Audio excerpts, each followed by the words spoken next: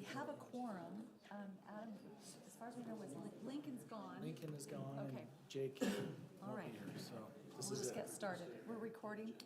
Jake is gone. Yes, Jake is gone. Yeah, Are we all recording and good to go? we are good to go. Okay.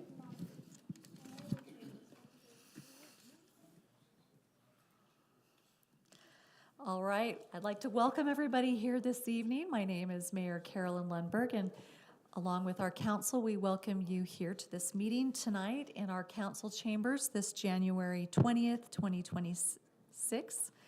And we have some exciting things here on our agenda tonight, but before we get started, we will first have an invocation by Councilmember Cole Hooley, and then a Pledge of Allegiance will be led by West Nelson.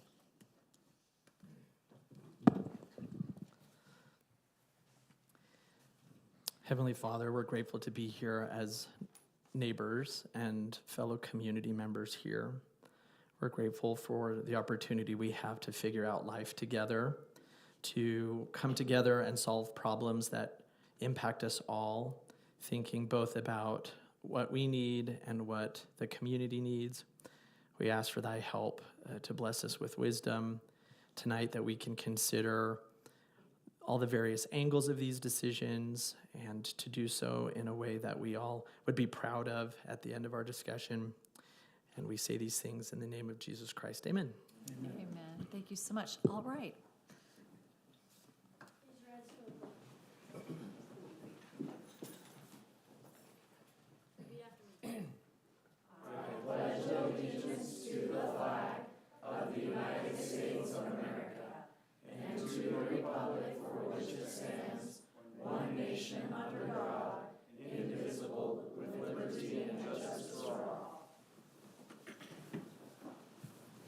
Great job, Wes. Is that your first time? And you're officially on the minutes for all history. You can say, I'm on the Lindon City minutes from January 20th, 2026. All right, thank you. Well, we're so excited tonight because this is our annual special presentation by the Character Connection. And I do need to do a call to order and a roll call prior to inviting you to come up and start that with all these wonderful youth in the room. So we'll go ahead and start here on my left. Cole Hooley present. Van Broderick present. Carolyn Lundberg present. Steve Stewart present. And just Council Member Jake Hoyt is away this evening, as well as Lincoln Jacobs. So we do have a quorum tonight, and wish them well. We'll see them next time. So before we get into the Character Connection, this is something many, many years ago. Kathy started this program. It was a very grassroots program in our community. It's been a good 20 plus years. 33. Okay. I remember we used to get a little Character Connection blurb in our utility bills, and I really loved that as a young mom raising my family. It would be a really great thing that we could talk about at the dinner table. It would have something on honesty or little stories and Character Connection, just trying to help our youth learn these things and have good family discussions about them. And these are the things that make a great community to instill in the next generation. And just bless her heart, she has kept this program going strong. We love these calendars, and the young people that get to make these drawings for them is really special. So Kathy, please come forward and present our winners for the year.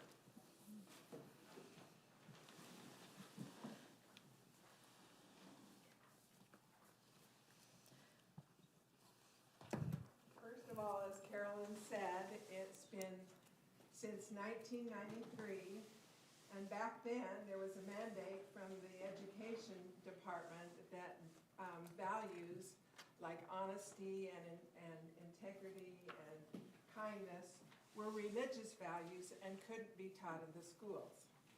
And so we got together as PTA and teachers and principal and also the representative from the Alpine School District, and decided we wanted to connect the family and business togetherness and community, and to be able to have an organization that had curriculum. We had it in the newsletter, and we had it in the school, all the schools, the different values and things. And it has evolved over the years. We now have a partnership with Wasatch Mental Health. It's changed.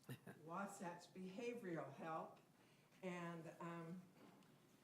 they produced these calendars, and they came to us and said, we need somebody to do the pictures. And we said, we know who will do the pictures, because all Character Connection started out in Lindon Elementary. It was Lindon Elementary that started it, and we're so grateful. And so Lindon has been the main school. We've had pictures from Rocky Mountain and from Timpanogos Academy and from Oak Canyon and from Pleasant Grove High School too. But this year, the main supporter was Lindon Elementary, and so they have all the winners because you guys are supported the best. So we appreciate and want to recognize the city for helping us and for doing this in front of the city council, to let each one of you young people know how important you are. And I am so grateful that I live in a city, a community, that would start a city council meeting with prayer and invoke the help of a higher power to make decisions. And I'm very grateful for that. I'm also grateful for a school system, schools like Lindon Elementary, where all of my kids went and were able to learn, and that the values are strong there. So right now, we're going to first of all present a certificate to our mayor, because Lindon City is an outstanding community of character. And so along with our poster for them to put up in the city and this certificate, we're going to give this to our mayor and their certificate so that they can put it up as a community of character. And we appreciate that.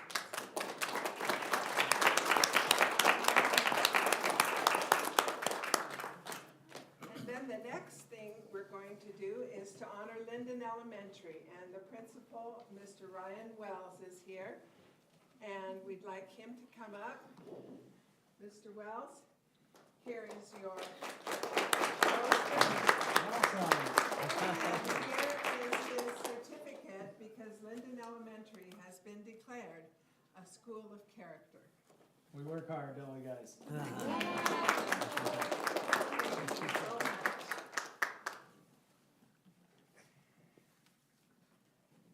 Then also we would like to, you see the Amazon trucks going around through the community. Well, part of that is my husband's franchise. We own JLAR Rapid Delivery, and it's a franchise of Amazon that delivers the packages.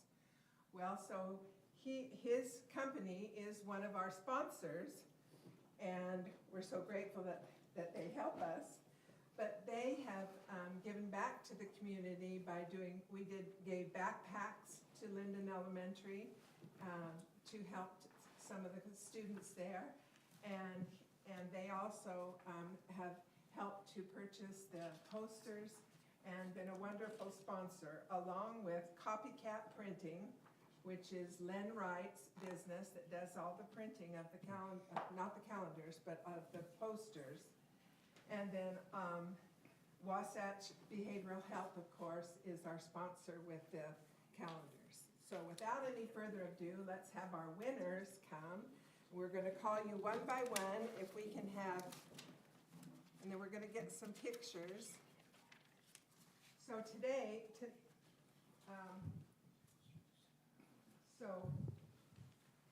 the awards that you have will be a backpack, which is full of school supplies for you.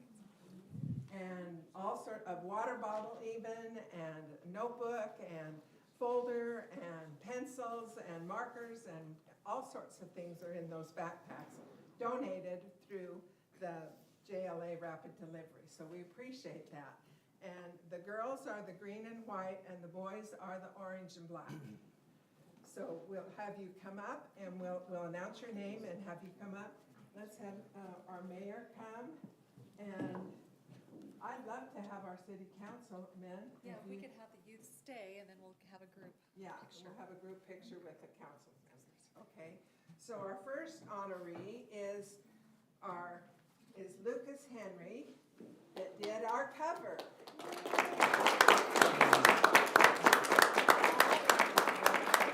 Go ahead and shake our mayor's hand, and then you can go out and get a backpack. And then if you'll stay standing at the end of the row.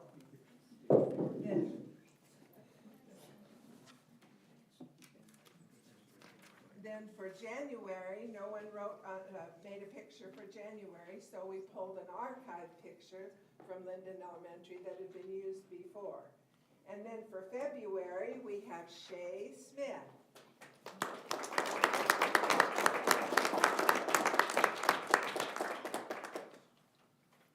And that value was honesty. The cover value was building character together. Then in March, it's Ryder Wasden.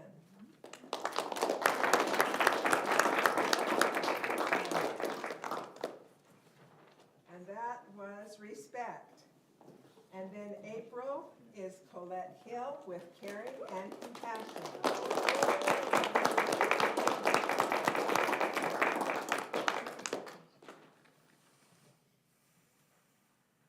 And then June was also a Lindon Elementary archive picture. And then July, we have Lincoln Crosby.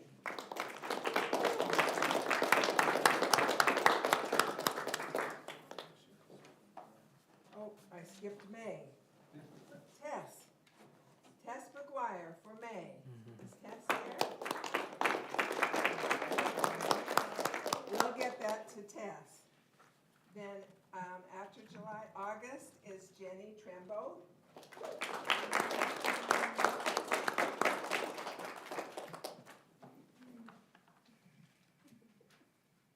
And September is Chloe Lene Knoop.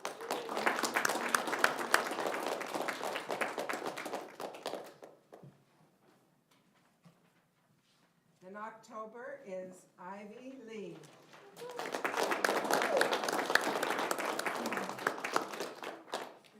November is gratitude. Oh, Ivy's was choice and consequences. Then November is gratitude, West Nelson.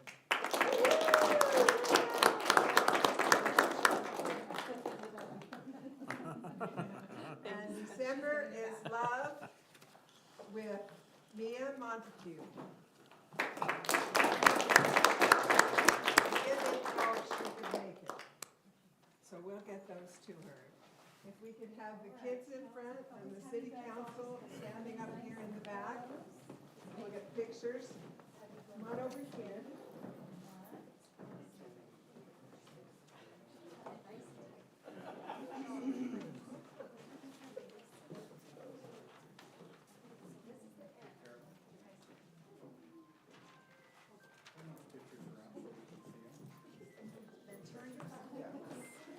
That's a copy of what Al did, isn't it? Yeah. Who's here? I guess let's have the kids hold that one. Girls, can you hold that for us?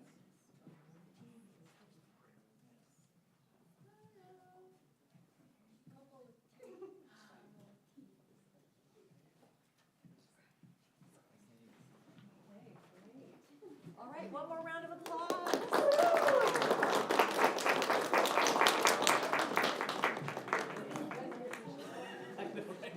And we can, last but not I was least, in the we halls need of to Lindon thank our Elementary. teachers. Mr. Bunker is here. Would you stand up, Mr. Bunker? Hello, everybody. Mr. Bunker, come up again. This is for yours, and you've got one. Okay. You have one of these? Do you have a calendar? Okay, take it to them. Okay. Again, thank you so much. Parents, we couldn't do without your support. Teachers, we couldn't do it without your support. And our sponsor, thank you so much, my sweetheart, Ren Allred, and our city council, and our dear mayor.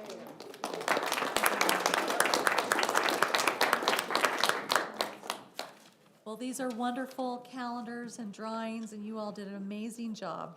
So you should all be really proud. Thank you so much. And thank you, Character Connection, Kathy, the Allreds, and the sponsors. And you guys are welcome to stay for our council meeting. We're gonna be, I don't know if any of you are working on citizenship merit badges or anything. This could count. But anyway, you all have a wonderful night. You're welcome to go or stay. All right, council, any further announcements or comments, council, here for item number 2? Okay, seeing none, we'll move on to item number 3 on the agenda in just a moment, as soon as the room has an opportunity to clear.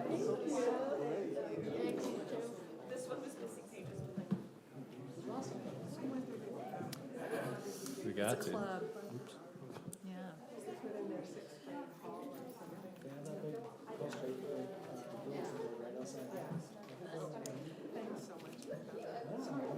It's okay.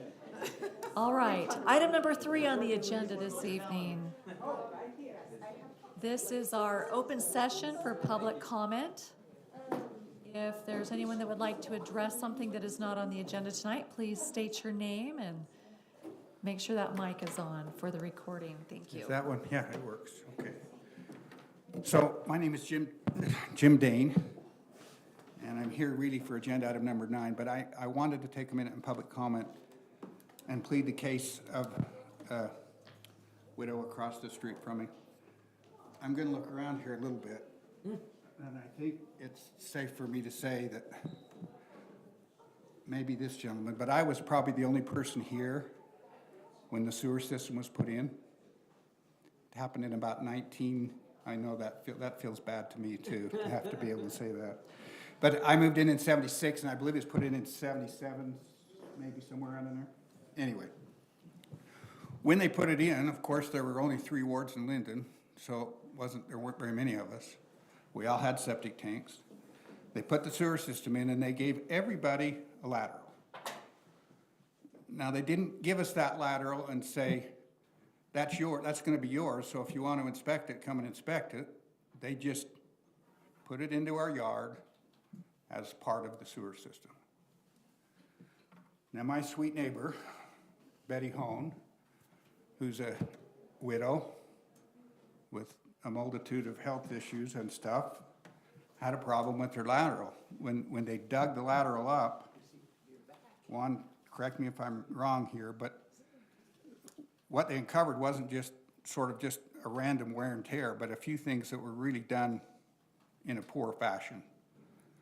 You guys who know sewer know that you got to have pretty much a constant slope going in. So this thing came in, went like this, then went like this, and then at the very end, for almost 8 feet, it dropped straight down, straight vertical into the sewer. And when they connected it with a non-reinforced hub connection and put no concrete on the connection. Now, maybe that wasn't standard back then, I don't know.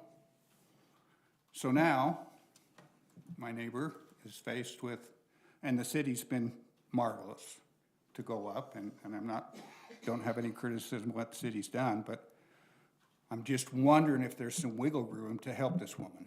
It's, to my knowledge, it's gonna be around $15,000 for her to get that fixed. And that's tough on a fixed income without much of a nest egg. One, I don't know if the work that the city did could be looked at. I know the city had to do some of the work with the suck truck. With the back truck. Yeah, with the back truck. Maybe some of that could be forgiven. I don't know. I'm just here to plead her case. So Did she have a backup in her home, or this is a backup sewer? sewer backup? Yeah. It was pretty brutal. It was that they would put garbage bags over the toilets, and they did that for about a month, and then they got into a wrangle with the cutthroat company called Any Hour. Nobody wants to deal with those guys. They dug a hole, it was no good, and then the city was kind enough to come up with their resource. They scoped it, they cambered it, they did a lot of work. And I don't know if all that's billable or not, Juan, but I'm just here to say, if there's anything we can do to offer a little financial help on that project, it would be This is a well lateral installed by received. the city. Absolutely. All of those laterals. Now, like Juan says, the laterals are the responsibility of the homeowner, and that, when you tie into the sewer with a home, you go in and you put the lateral all the way in, and then your contractor and you make sure it's done. Of course, the city inspects it, but it's done right. These laterals were put in by the city. They weren't put in by the homeowners. To those, I don't know how many homes there would have been then. That was gonna be my next question. Probably if there's 300 homes, maybe. Some idea of how many that I would number would be. guess 3 wards would be, what would it be, Bishop, 300 families? I don't know. Anyway, there weren't a lot, and I don't know that a lot of them have had problems, but this one, it wasn't like, okay, this is just a little wear and tear issue that normally happens. And then a connection, a non-reinforced connection going into the main caused it to collapse and rot, and then it shifted, and there was nowhere for it to go. So I don't know if you want her to file a claim or something, or if maybe I can just see if Juan has any latitude at all with maybe what he did. I know the contractor, a private contractor did a lot of it, but I just throw that out and ask if there's. Has it already been replaced? It's done. Oh, it's done. Yeah, it's all done. Yeah, they had to come through and do about a 6-foot square there, and then as they were digging and found out that vertical line came up, that's when the city had to come with their suck truck, the back truck, and pull the rest of it out. Then they dropped down in there on the ladder, reconfigured it, and then re-sloped it back over into her yard. Anyway, All right, thank you. there's some food Anything for thought. else? You guys just can do what you want. If there's anything, it'll be appreciated. If there's nothing, we'll understand. All right, thank Thanks. you.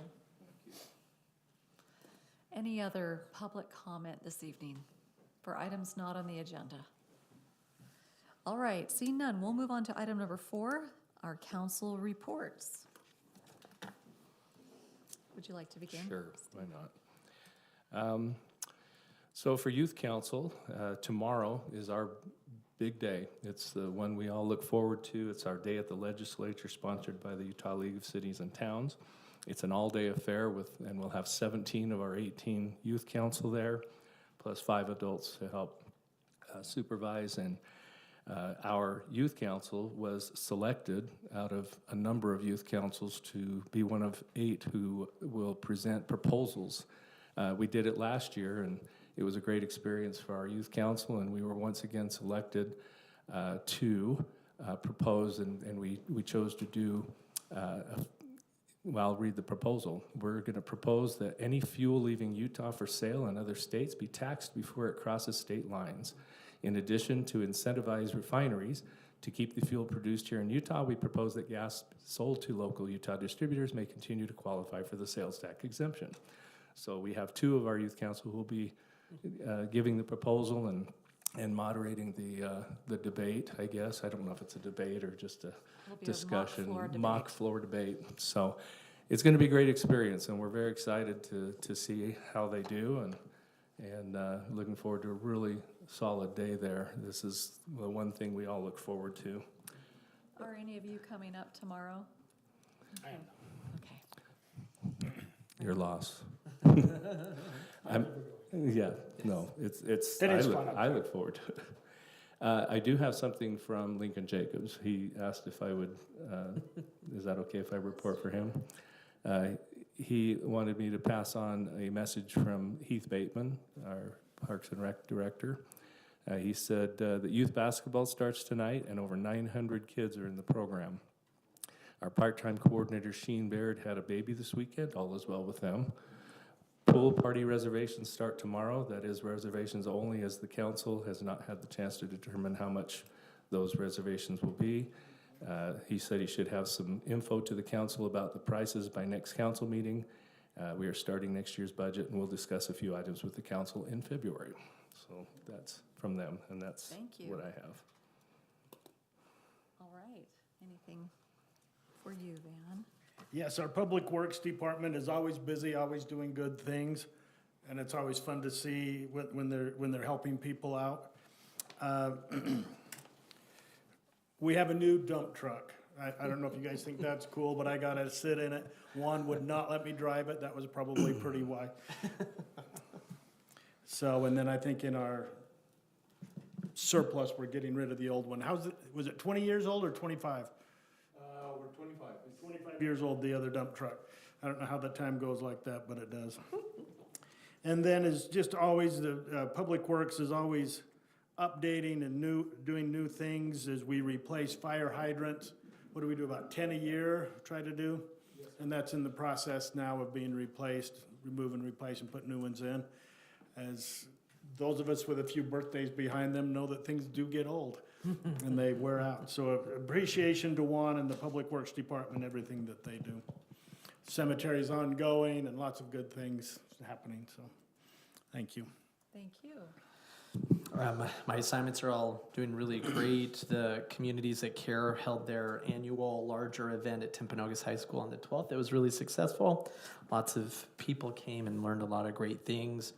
That's probably the most thing of note. Also, they'd send out an alert, which may have already, I don't know if it, maybe it, no, I mean, the session's just starting, so I don't know if it's happened. But there's proposals to cut funding to the mechanism that we use for the Communities That Care. So maybe your day on the Hill will include a conversation or some questions about ongoing funding for those mechanisms. But other than that, everyone's doing great. Okay, awesome. Really quickly, just adding, this week, we hosted the superintendent interviews being held by our new school board. So hopefully we will hear shortly whom they've hired. There were a lot of applicants. They whittled it down, and then they'll have a further refining opportunity for the final 2 or 3 with the board, again, from what I understand. So things are moving forward. Some of the legislative things that we're talking about on the Hill, as well as I was talking with Senator Brammer and some of our other delegation about trying to get a $7 million appropriation for each district and startup costs, and maybe creating some sort of algorithm for when districts are split and starting, that there would be some way that they could have some help with startup costs statewide. So that's going to be a conversation on the Hill that affects us directly at this time. And I'd like to say hello to our Planning Commissioner, Rob Callis.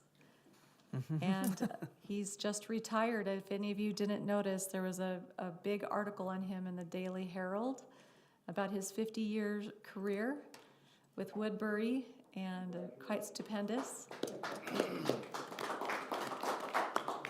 Rob's given a lot of service on our Planning Commission, and he's someone with deep knowledge and really contributes a lot there. We really thank you for your service there. And hopefully you'll have a sweet retirement. Although I have a hard time imagining you just sitting at home or taking up golf.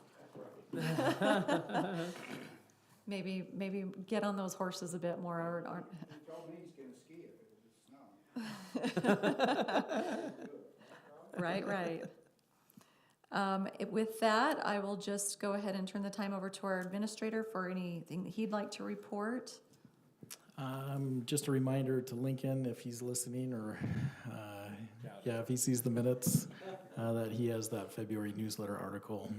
If you haven't noticed, Low Book Sales has moved out, and as an FYI, that business was about 2% of our total sales tax revenue. And so we do understand there's another auto dealership from Orem that's looking to move over, but looking at their existing dealership, I don't think they're quite near the volume that Lowbook was. So just an FYI on that issue.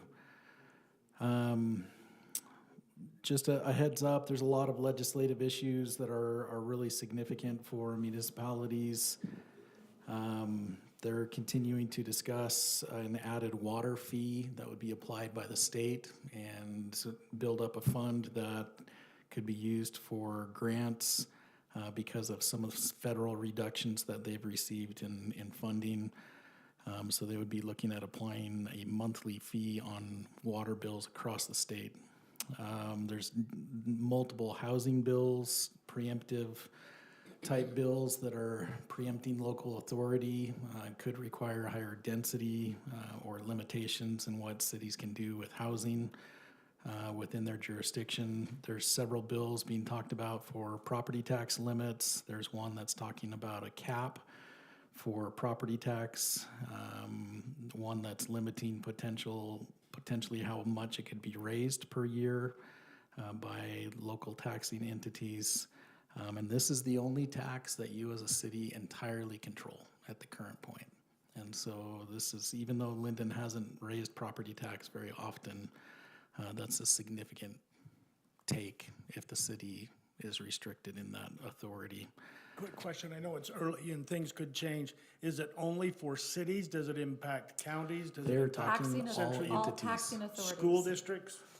Water districts, county. That's what I've heard thus far from the league. And We'll see where it goes, but I was just curious. There's another one with property tax where they're looking at increasing the property tax exemption in residential. Right now, residential receives a percentage discount that's quite significant. And they were looking to increase that anywhere from 5 to 15% and then shift. Their goal is to be revenue neutral. And so they would shift the property tax burden to non-residential, so commercial, industrial. And second homes, so non-primary residential, as well as from what I understand from, They already pay Prucci. more, second homes pay Yeah, significantly they pay more. the higher but percentage. it would shift that loss. So to the commercial and percentage non-primary. of property tax rate that we would collect, that percentage would be automatically adjusted on Onto the other others. properties so that they would pay more. And so, again, More something to than the keep an more eye the on. This is great for residents, bad for businesses. And so bad for entrepreneurs or everybody else involved in that. So, let's see, there's another one floated that could require voter approval for any local government property tax increase with any types of entities, cities, counties, school districts. And then there's another bill that's been floated that state-owned land could be used for housing. And then there's several that are dealing with infrastructure assistance where state money would be available for residential developments through certain avenues. And so lots of things that could really impact the city. And so I included the link there for the League of Cities and Towns bill tracker. You can click on that and they have, it's basically looks kind of like a spreadsheet and they track whether the league is supporting, opposing, or is neutral, or if it's pending on the stance that the league boards and as taking as a directive. And then let's see, the mayor and myself participate each Monday. There's a legislative policy committee that meets with most of the entities in the state and either remote or in person at the Capitol. And we listen to the league's feedback and then they will vote on which stances or positions to take on those bills. And so just an FYI. Also, just for your information, we've had some real challenges lately on staffing and some turnover. We currently have had 3 vacancies in our water division at Public Works. Those have all been open, what we've been told, those individuals looking for better pay or better benefits. And we had one at the police, and we lost an officer recently to a higher paying position in Spanish Fork. We have a current opening in the Justice Court. We had a building inspector position open for 7 months. Our building official has been putting in a lot of time to try to manage everything there. Public Works and building and police tend to be those that we find the most challenging to fill. In the private sector, There's a lot of competition for construction-related positions where they pay better. In the private sector and in police, we're seeing a lot of competition between agencies. And so just an FYI, struggling in some of those areas. And so as we look at wages and benefits in the future, just keep that in mind that we're experiencing some of that squeeze with being competitive. So listed there, the PG Lindon Chamber Gala is coming up on February 12th. And then we have our budget kickoff meeting on February 19th. That's a Thursday. It'll be 5:30 in this room. Just keep that on your calendar if you would. So there would not be another council meeting that week. I think that's a holiday on that Monday anyway. And so Thursday, the 19th at 5:30 here in this room. And then we've got dates for the spring cleanup and Lindon Days. Heath asked that I pass along Van and Cole. I guess he had sent out a calendar request for a meeting he's trying to set up on the Arts Commission or Council. If you guys can. I think he said he did it, and I think I did it. Okay. Whether it So went he through, we'll was- see, but I put in the information. Okay.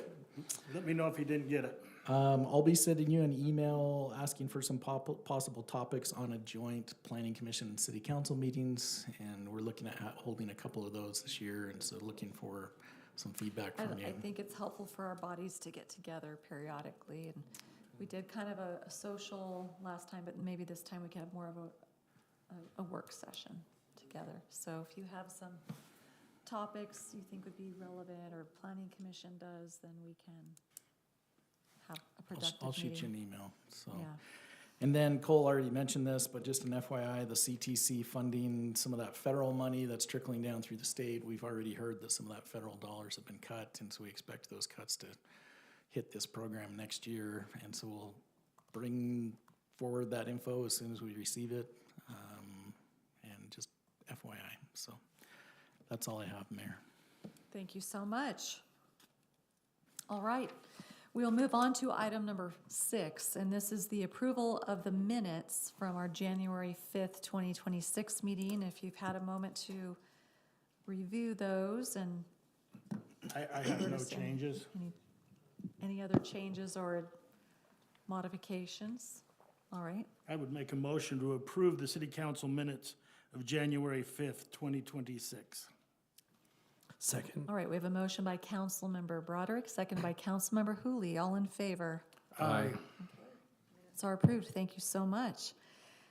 All right, the consent agenda tonight, we just have one item of, doesn't require any public comment. It's just a bit of housekeeping here. So we have disposal of some surplus equipment. Yeah, any questions on any of that that's listed there? How does that post and when does that post? So we, yeah, after the city council reviews these, and if they pass the resolution, then we post these items on publicsurplus.com. And usually within the next few days. There's a bid period, it's an open bid. It's usually a couple weeks. Yep, and it's open bid. Anybody in the whole nation can bid on it. Yeah. I want some of that water pipe for my farm, huh? That 18-inch. All right. There's a lot of it. That was There the you go. leftover pipe that came as a wrapping for the big pipe we installed in the main ditch. Oh, That really? was. Yeah, and those are 10-foot sections, aren't they? Yeah, but they're cut in half, so they don't have a bale. And they're 18-inch. Yeah. Yeah. All right. Well, we wish you all the best on that bidding. All right, council. Mayor, I move to approve the consent agenda items as presented. Second. Okay, we have a motion by Councilmember Stewart, seconded by Councilmember Broderick. Any further questions or discussions on the motion? All right, seeing none, I'll call the vote. All in favor? Aye. Okay, that is unanimous. All right, we now move on to item number 8 regarding some street paving projects and the bid awards that our staff has prepared for us. And we'd like to welcome Juan Garrido. To answer questions. So our Public Works has bid out the paving projects proposed for this calendar year, and we are looking at recommending the award go to Black Forest Paving. in the amount of basically 1.19 million. And this would be projects constructed this spring and summer. And included in your packet, there's the recommended notice of award if you choose to award that. We've included the bids that were received from the other companies showing their bid totals, and then a map that includes the project areas. So if you have any questions on that. Have we had Black Forest do any work in the city before? No, we have not. We checked references with multiple municipalities, and they all came with pretty positive comments. They, as part of the project, there is some microsurfacing, which they sub to Geneva Rock, which is the contractor that has the best. The bigger project is going to be number C11, which is going to be that 600 north, 625 north, kind of behind Lowbrook and all the way to Locust, where the road has settled. I think it's done settling, but we're going to do concrete base treated material. And instead of digging everything out for about 2 feet, we pulverize everything. We apply a concrete mix into the road base, and then that makes kind of gives you the strength of, instead of 10 inches of road base, it'll give you the equivalent of about 15 to 18 inches of the equivalent, and then we'll regrade it, repave it, put all the colors, and as part of the process there, we're also going to be replacing all the bolts on all the water valves, just to make sure. We've had some that corrode, so we're just going to go and at least replace all those bolts so we have new tops on those valves. Sounds great. Just got to make sure, might need a contingency fund there of speed bumps to be added, because that road's its own natural speed bump. I received a Right. call today from a neighbor with the same concern. And it seems like every time we make a bad road perfect again, people can drive fast again, and the neighbors, that's the first thing they ask for. Right. I was just, so you said you checked references. I was just trying to think if there was anything else with our Center Street situation where the first team didn't do the job we had anticipated. Is there anything else that's done? It's impossible to predict the future, but is there anything else that's done when we're trying to vet these folks that are new to us? Yeah, all we can go by is how many years they've been in business, and past Projects. experiences with other municipalities for similar projects the same size. And Well, thanks for Do doing that. require bonds for completion, and so if they walked off, we have something that would be a potential avenue to complete a project. But if it's just we had a poor experience, unfortunately, we're required by state law to take the lowest bidder. Sure. So the comforting thing is that a big part of that bid is microsurfacing as well. And with that one, we have a contractor that has done all those microsurface projects for the city for the past few years. And Thanks. The bid numbers are very good from the 7 bidders. The They're pretty spread tight. is Yeah, it's like- tight and good. Yeah.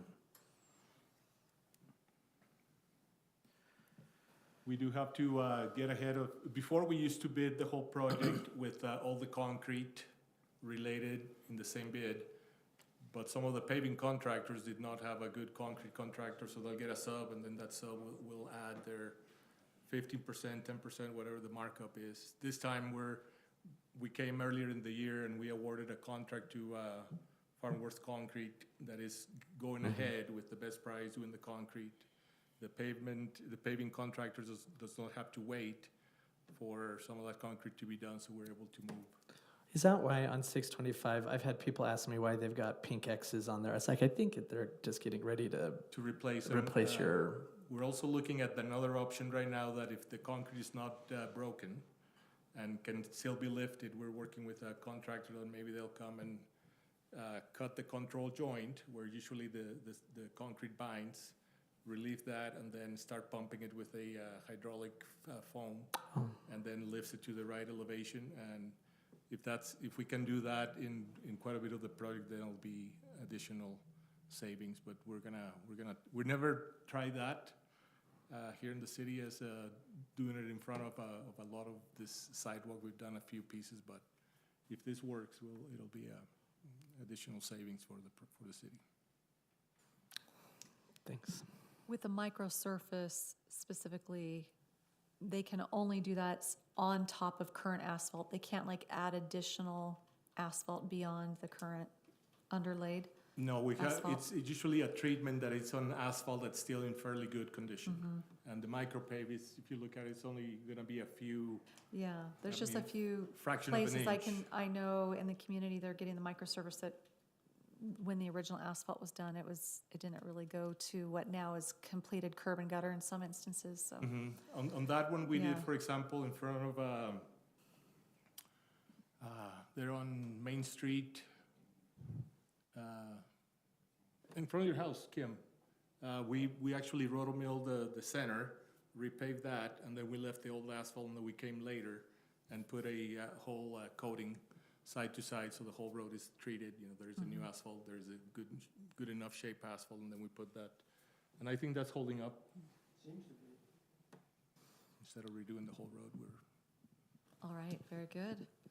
Well, we love to have our infrastructure, top of mind and moving forward.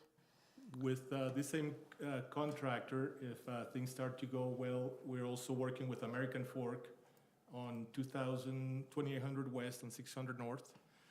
American Fork actually sent us the plans today Wonderful.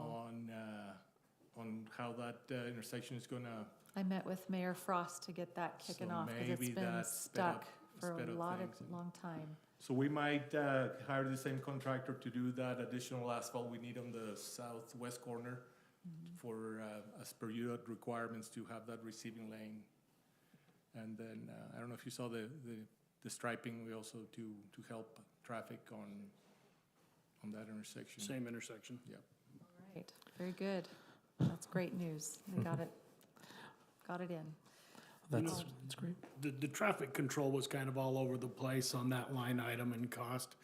But just something I find interesting as I look at the individual line items as to why somebody was more, why somebody was less.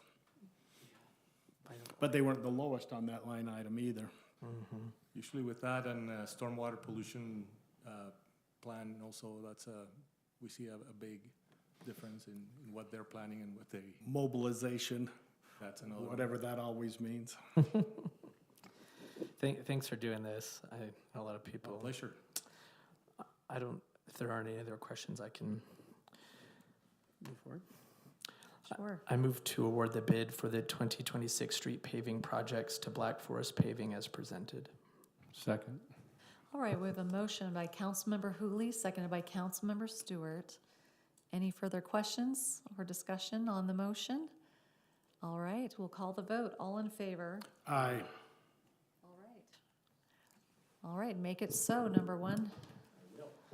Okay, I'll sit here in my chair here since the next one is All also. right. All right, item number 9, this is regarding the Central Utah Water Conservancy District. We have a new agreement in some changing of how we have our water distributed, obtained, sourced here. So we'll have you give the background on that. Yeah, so I'll give you a background. So I've been the president of the Provo Bench and North Union Canal companies for the past 3 years.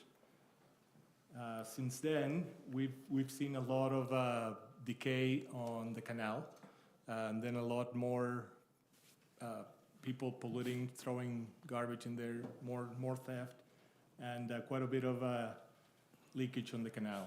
So we've had a problem, in fact, for the past 3 years straight, right below the Central Utah Water Conservancy District building, where the canal, at one point, we were losing 6 CFS of water. That is about 3,000 gallons a minute through that area. We had to stop the water multiple times one season to completely take all the water out, go do our patching, let it cure, put it back in there. And it's becoming more and more of a liability. We've had a few other instances where we flooded some other people as part of the laterals.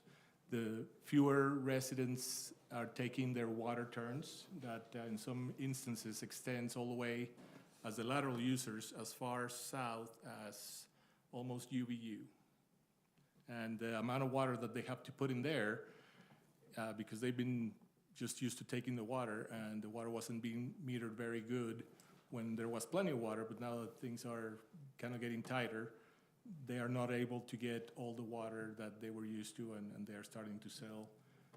Everything behind Ken Garf dealerships there on University or the Parkway.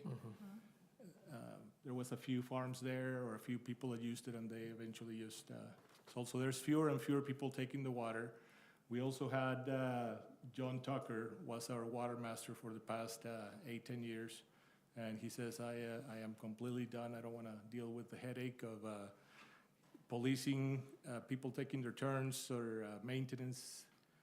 And we saw that writing on the wall, so we took advantage of a grant that we received from Central Utah Water, and we matched that to put a tap on the Murdoch Canal at the 400 North location, and then we only had to run it a few thousand feet to our connection that is on the North Union Canal, and the rest of that pipe, or the rest of that conveyance is already piped all the way to Zone 3, and it's in great condition. So we did that tap. We tested it last year, or last year, and we were able to deliver up to 13 CFS of water with no problem, and that takes all the headache of the 6 miles that it went all the way to Orem.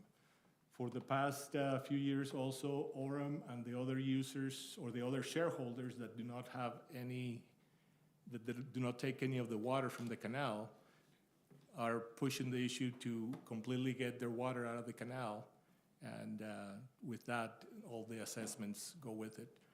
We would remain as the only large user, and without a water master, that kind of now becomes another city duty to convey all that water and get all the way to Zone 3. Eventually, we can probably get another water master, but there is not a real big user that was like it was before in the old days, where the same users were the water masters and they maintained the same ditch. And a lot of the people that live next to the canal actually do not have the water. I mean, they don't use the water. The water goes really far away. So it was a better decision that I thought is to take care of that tap. We already have some capacity that we never had access to it because there was not a connection, and it worked really good.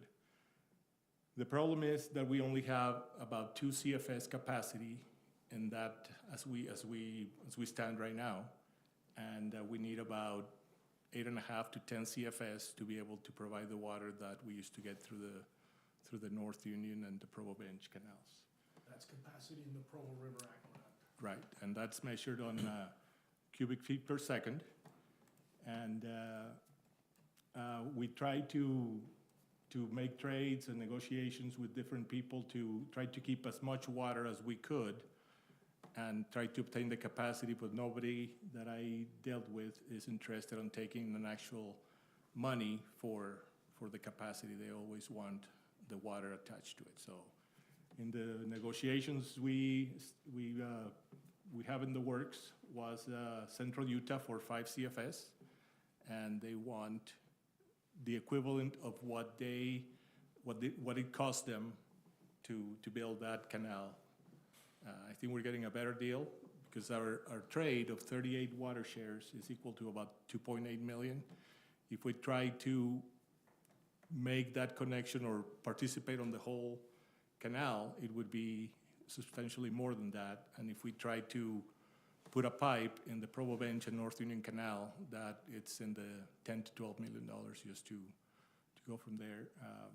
The educated decision that I'm proposing is that we have plenty of water, and within the shares we have a little bit over 5,000 acre feet, and with the ability to gather more water shares as more development comes along. Our current use is about a little bit over 3,000 acre feet, so we have a surplus of about 2,000. And, well, there is the 49.55 is what we would have after we trade the shares with Central Utah. Conveyance is just as important as having the water. You cannot have one without, if we don't have conveyance, we have plenty of water, and if we have conveyance but we don't have the water, they go kind of hand in hand. What else can I tell you? With the maintenance of the Provo Bench and North Union, we were the big fish. We were the big user. We were contributing the most assessments, and it was up to us to actually keep that ditch going. It's getting tougher and tougher. Being part of the Provo River Aqueduct, we will be probably the smallest fish, and the bigger shareholders are the ones that have a big interest, as everybody else does as water distributors, to have that pipe in top shape all the time, and that's a peace of mind in my book, so. Is that Jordan, the number one? Who is that number one shareholder? Whatever they vote on will happen. Jordan Valley Jordan Valley, is that's the what- biggest water users, and then there is the Provo Reservoir Water Users Company that still has, for example, within that company, there's still one of the big users is Orem City, or not Orem City, Orem Metro, and then also Jordan Valley and Central Utah and a few other big users that most of that water goes from to Salt Lake and Eagle Mountain. So I understand that being the small fish, why they would take on more of the cost and that we would benefit from that, but is there any negative aspect to being the small fish? You have no vote that matters. Yeah. We're kind of along for the ride, and at some point, it's good to be in that position, because we're just, those guys, when they raise the rates, they're paying assessments on thousands of shares, and we're here with our little shares, but the money's spent by the big guys on getting that. So five CFS, along with the 2 we have, that gives us about 7, and then I'm working with Orem Metropolitan, because they have capacity in the PRA through their company water, that they do not need the PRA for delivery of anything. And that way we'll be able to say, okay, I'll pay your assessments on 3 CFS and I get to use it. And then we're working on longer contracts of 10 years, 15 years, 20 years. And along the way, my goal is to acquire the right capacity that we don't have to rely on some of those trades. Can you, and I don't know if I have the numbers in my head, can you give us maybe a little history of the last little bit of how the price of these water shares have gone up so dramatically? Yeah, so that's a lot of people says, well, I want my water back, I want my shares back, because now they're worth a lot of money. But to us, to the city, it's still how many acre feet are in each share. I think when we started taking shares, the in lieu of, I think, was like about $2,000, $2,500, if that's the. Yeah, it was less than that. It was like 700. 700. So right now, the Provo Bench shares went from, they kept going along. Before we started the dissolution of the company, they went up to 56,000. And then from one day to the next, some of the water brokers were paying up to 75,000 per water share. So, but for us, the value is still in how many acre feet are in the share. We don't look at it as the money, but it would have been really good when the PRA was coming through there. If at that point in time, the good thing it's behind us, so I'm not even going to say, is to make the connection and then get the capacity that we would have got out of the Provo Bench, but that's water under the bridge.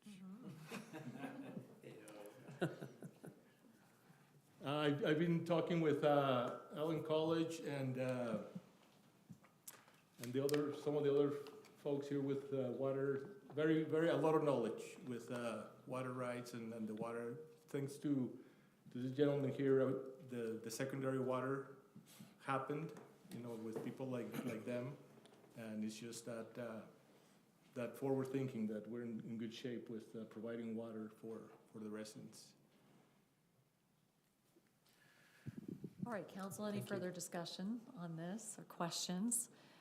This is not a public hearing item, but we do have some residents here that asked if they might be able to ask questions or make comment in regards to this, so I'm going to go ahead and allow that. Yes, please. Yeah, is that one? Oh, yeah, if they want to come up or either way, so. Yeah, if you could come up. I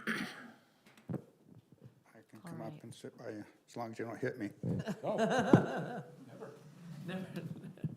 I just wanted to make sure, because sometimes I get up here and get tongue-tied, so I just thought I wanted to get my comments written and have them be a little more concise. And I agree that Juan and I can agree to disagree agreeably on this, on some issues, but here are my comments. Juan, I'll give you a set too. I've got some comments and then I've got a few questions, and I'm sure each one of these guys probably have maybe something they want to add. Now, Mayor, I think I've got about 3 minutes in here. Is that, you gonna give me? I got enough time to get through that, don't I? We'll just take a few minutes. Okay. Over history, water shares have been a critical investment for Lindon's future. In the early 80s, we were given the option to either pass or take our CUP allotment. When that hit the council and the mayor, that was a tough decision, folks, because we had a lot of water, and this was going to cost, in those dollars and budget days, a lot of money. So we clearly had plenty of water at the time, and the future said half-acre building lots. I mean, we didn't have secondary system. I mean, it was all different. We're here to stay. It was a tough and costly decision. We ended up taking the allotment, and now looking back, it's been an asset for our city. Water shares and the amount they net in any given year, and this comes from, you know, one of the gurus of water, if you guys don't know him, is Dave Thurgood. He used to do a lot of stuff, and Dave always used to say, don't ever count what water delivery is in a good year. Count it in the very worst year, and then go from there. So, Difference between paper water and wet water. well, not just paper water, but, you know, shares will deliver a different CFS in a drought than they will in a good Yes, season. that's what they mentioned. Yeah. Water shares and the amount they net at any given year are unpredictable at best depending on snowpack and drought conditions, and it doesn't seem prudent to sell or trade water rights we spent decades acquiring with the drought conditions currently facing us across the state and in the entire Colorado River Basin. The future is truly a crapshoot. The best Lindon predictors in the 80s didn't see anything close to what we currently have now. With housing, agriculture, and industry demands, in the future, none of us know how things will look. We can only guess. I ask you to consider this as you make this decision. 20 or 30 years down the road when the next generation has the reins, will they be looking back on this and say, wow, that was a good move? I don't know. We can only guess what the future will bring.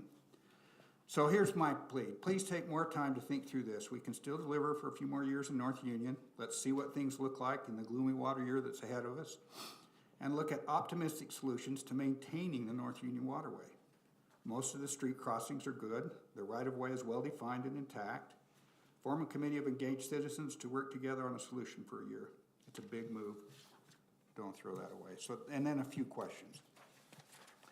And I think you answered them in the beginning, Juan, but does the Provo Railroad Aqueduct have the capacity to deliver all of our current water rights in its pipe space? So you said that turnout will deliver 30 CFS? 13. 15 CFS. 13 CFS. 13 CFS, and what will North Union deliver to the same spot?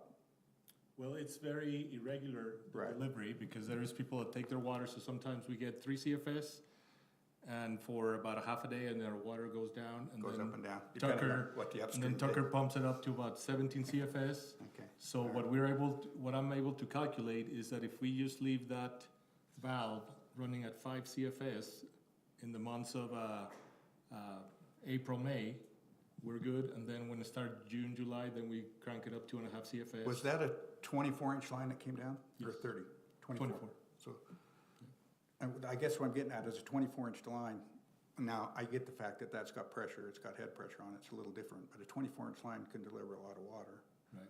and so can a 30 or a 36. But Okay, so here's what I'm gonna point out too, similar waterways. So just upstream from where we pull our water out, there's three waterways that pull out at the next diversion structure up, kind of where that pipe goes across. One was called Upper East Union, one was called Timp Canal, and one was called River Bottoms. Upper East Union and Timp Canal were both successfully piped with HDPE probably 20 years ago.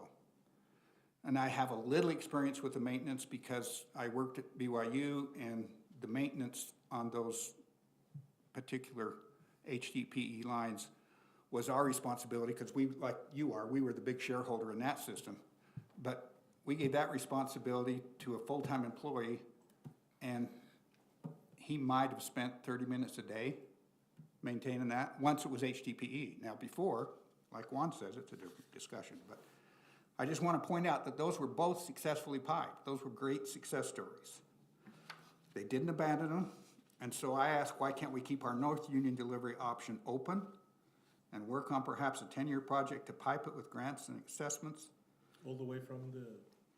5.5, yeah, it's about 6 miles when I looked at it. Those two that I told you about are both 6-mile pipelines. One goes clear to the state hospital, and one peters out at about BYU. But they're both, I thought it was interesting that those waterways were similar lengths. So yeah, I would suggest taking the worst spots and getting those out of our hair and then working through them, because it appears that, and Juan, you know better than I do, but it appears that the crossings are all pretty clean where the big major arterials go over, and the siphon works well. The problem would be the current users, they would want a They may want to turn out a few water of them. valve, and then we're policing that and the water laws. Well, yeah, and we had turnouts on ours, and he had to police that, but that I'm telling you, that wasn't astronomical, from my perspective. Now, I know we might have a slightly different perspective, but it was done, it was manageable, and in my opinion, it was successful based on what I saw and the input I had into how that worked for BYU. Okay, with a 10-year project to pipe it with grants and assessments, $2.8 million would put a good start. We have more, and we talked about the big fish versus the small fish. I frankly think it's better to be the big fish, because you decide when to turn it on, when you decide when to turn it off, you decide when to maintain it, you have a lot more autonomy on the dates that are assigned to you by the state.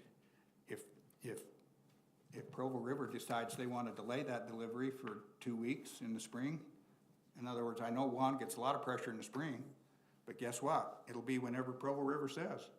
We won't have any say in that. We're now, as the big fish in the North Union, we can say, if it's after a certain date, we can turn it on. Is the same water master, is the Provo River Commissioner, the one that dictates when the secondary water for the big fish and the little fish? Right. He's the one managing the. A quick question, you talk about 2.8 million? Well, those Really were, have 2.8 million in. I know we don't, but that's the value of the water we're gonna Right. trade. And I'm just saying, Now, you know. one comment I would like to make, we had to trade a lot of our water shares to create the secondary water system in the city, to create the ponds, to install the infrastructure. A lot of water shares were traded to Central Utah so we can have that money to build those things. Yeah, I'd have to defer, maybe you know the history of that, Larry. I know Dave Thurgood, he was the one that signed up for it. So, I just maybe want us to start looking at the North Union Waterway as an asset and not an impossible liability. So we own 654 shares of North Union. Juan, how many shares are in North Union? We have more than that since we started the process. More people have turned their water shares. We have, let's see, we have 654 on this report. We're now to 673 Out of 700? out of 2,000. Oh, 2,000. Yeah, close to 2,000, 1954. No, that's The other Provo Bench, isn't it? that's Provo That's Bench. not North Union. On the I was north- talking about North Union. We own 654 shares of North Union, Right. There's and the- I don't know how many total shares there are in North Union, but yeah, not about 2,000. 1954. So Provo Bench and North Union are the same 1954, they're combined? Yeah, so the North Union is a part of the Provo Bench. So what they did, the Provo Bench shares, Correct. they got some They out, and then they split them in half. They're right, okay. Right. So, So 800 of those roughly, or 1,000 of those maybe go to Right. North Union and So, 1,000 went the so other way. with this, what happened with the vote, with the Provo Bench and the North Union, we are, even if we want to keep the canal company open, we are outnumbered by Orem, Jordan Valley, and Central Utah, which they have more shares than Lindon has. And they are all trying to pull out. If we say, okay, now the Canales company, we're gonna make a new company that is gonna be Lindon's Metropolitan Water District. Okay. And then at that point, we can file a claim towards the prescribed easements, is we're gonna keep it because we can still convey the water, but then we now have to go and, if we're gonna pipe it, then we're now responsible also for all the liability with the canal. So I'm just not sure how the 1,950 shares of Provo Bench equate to North Union. So half of those are North Union and half of them are South Union? Well, there's the North Union, there's the Provo Bench. Correct. And we own And then- 93 Provo Bench, Right, out of, 1,954. correct, so we're a very, We're a very small Small owner. fish. And where are they delivering all those shares? they are not. Yeah. So Orem and Jordan Valley, they chose not to take their water delivery, and they actually just take it out of the Provo River and take it to the water treatment plant. Jordan Valley puts it right above and send it through the PRA already to, and Central Utah is, you know, they. I don't want to get too much back and forth here, but let me just finish. So it sort of goes to my point that if those 1,950 or those 1,861 shares of Provo Bench, they don't have to be carried in the canal anymore because they want to carry them somewhere else. I don't know where. Maybe they're going to, Orem's got some reserve in the Provo River Aqueduct.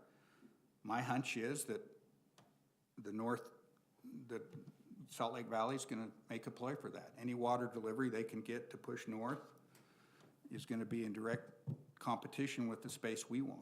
And so I would just say, you know, So this trade guarantees us that capacity, it's ours, now we own it. right, but it doesn't get enough water for our system yet. We still have to get some, and I don't think we want to lease it from Orem. This trade does not make us whole. It doesn't get all our water into our secondary It system. gets us like 80%. And that's my point. Where are we going to get the rest?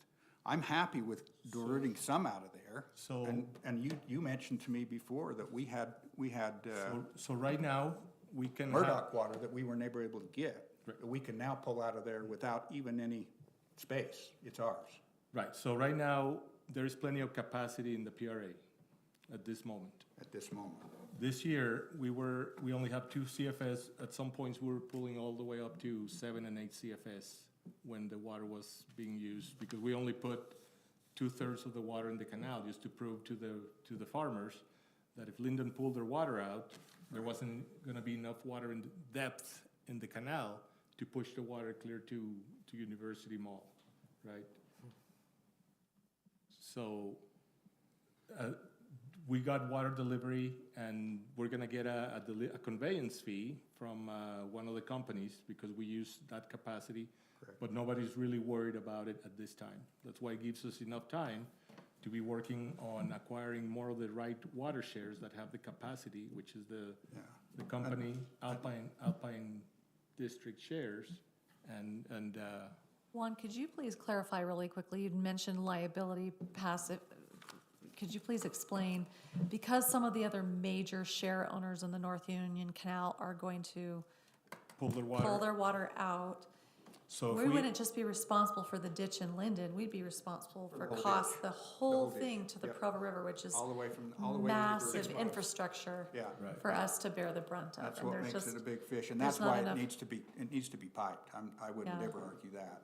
I'm just thinking that piping, getting some PE pipe in that right of way, if these guys don't have to have all that capacity for their water and they're not interested in it, then let's just get the capacity we need and use the right of way to bring our water over to us. Now, maybe it's not that simple, Juan, but I'm just saying, can we think about that? Can we look into that? It's not, that ditch is so flat that we will probably need not just a 24-inch, the pipe that we put on 400 North, it's a 24-inch, but it's on a Both of 6% those- slope, and that one is running at a .003 Yeah. slope from the, so we'll have to have a big head to be able to push. I don't know how big, and that would be worth discovering. I know that those waterways that I spoke of in Timp and Provo were both flat. That's the way they were all built. And they did theirs with 24. They started at 36, and then when some of the people pulled out, they dropped down to 24. So I get the fact that there needs to be some design work, but I'm just asking, Yeah, before we give away water, let's look and see if we can't just keep the North Union Canal going. as you can see, the water we have, that we actually, we're using about 3,000 acre feet. We have 5,000 acre feet of water. With the water, with the metering, Is that on a good year or a drought year? that is on the current year. That's why we keep an extra 2,000 acre feet, that Yeah. if we have I wouldn't want to go below the 5,000. Well, I'd like to see what this year's gonna look like, because this is gonna be a rough one. I don't know, but anyway,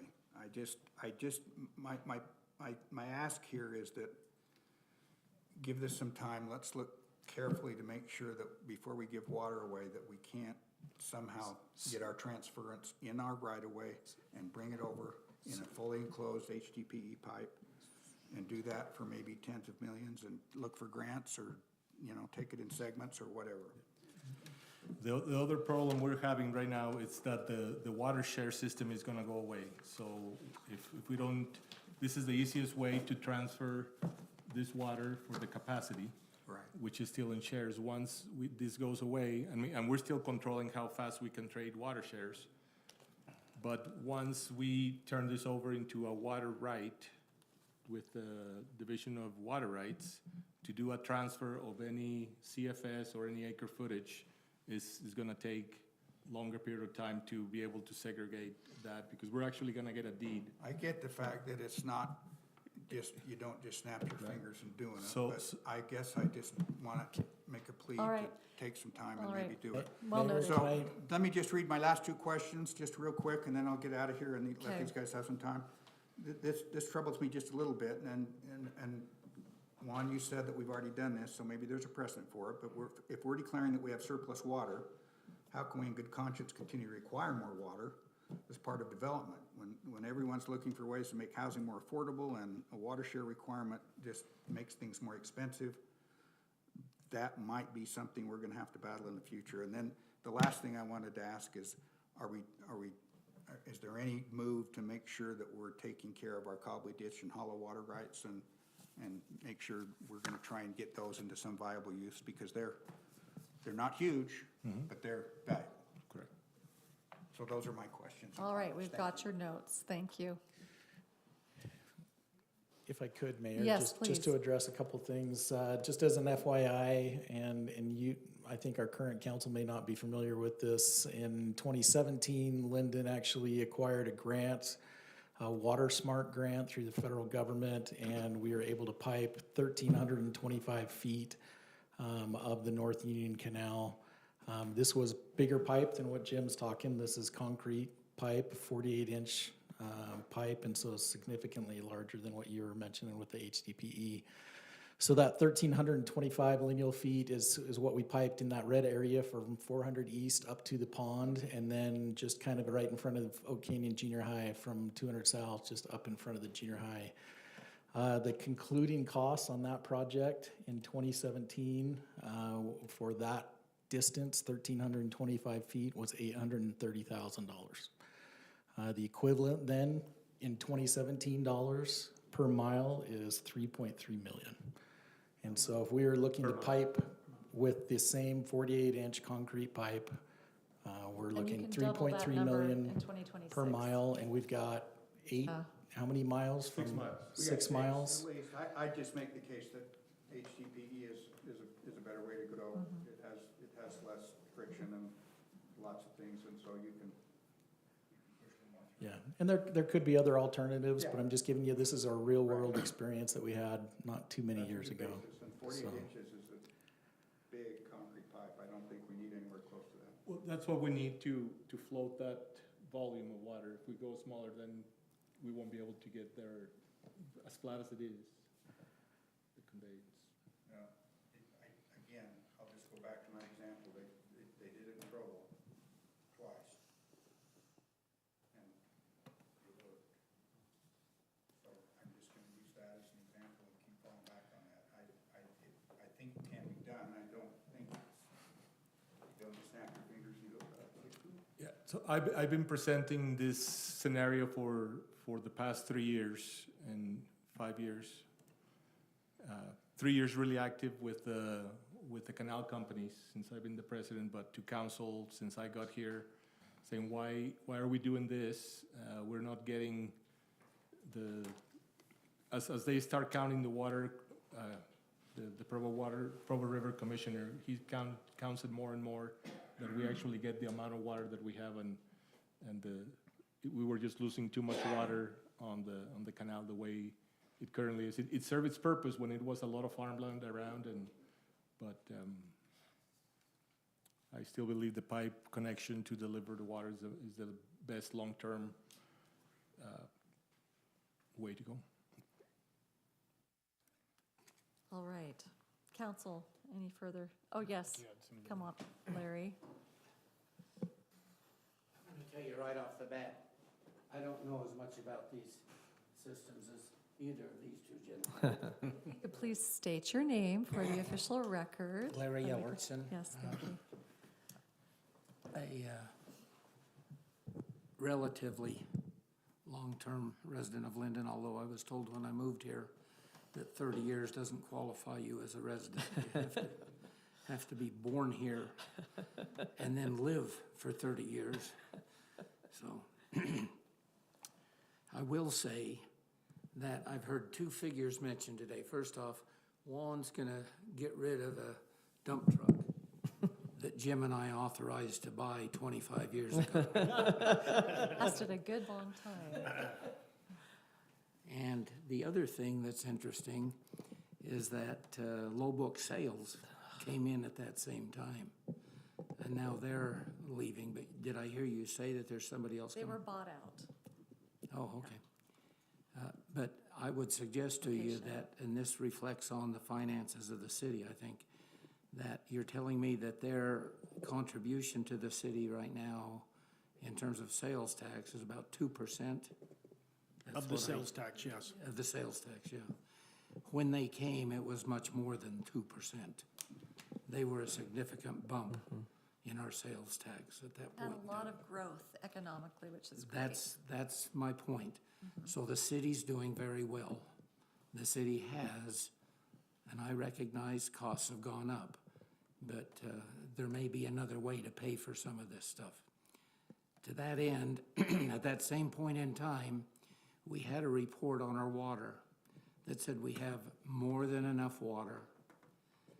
And at that time, we decided to go ahead and contract with CUP for our share of CUP water. Two questions relative to that. Are we using that allotment now? To the max. Because it's needed. Yeah, 925 acre feet to zone 2. So again, keep in mind that we were told at that time, we don't need it. I remember making the comment, you never turn down water. You always make sure water is king. And here again, I'm hearing that we're selling water.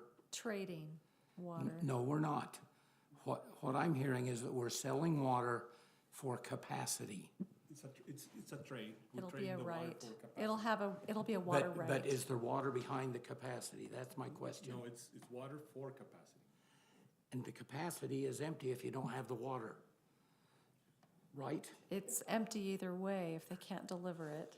I suppose delivery is incumbent in both systems. But if you have the water, it's yours. Only if it comes to you in this instance, because it's not groundwater pulled up It's by a your well. water. It's your water. Now, I recognize you've got to be able to use it. You've got to be able to get it to you to use it.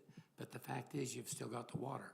What I hear happening here is that we're trading an asset in water for capacity in a system, but we've got to have the water in order to deliver it through that system. I'm just saying we need to make sure we understand what we're doing there. Now, you'll realize that part of the concern I have is there was a similar discussion about a piece of land that we ended up selling that some of us felt like was not the right thing to do.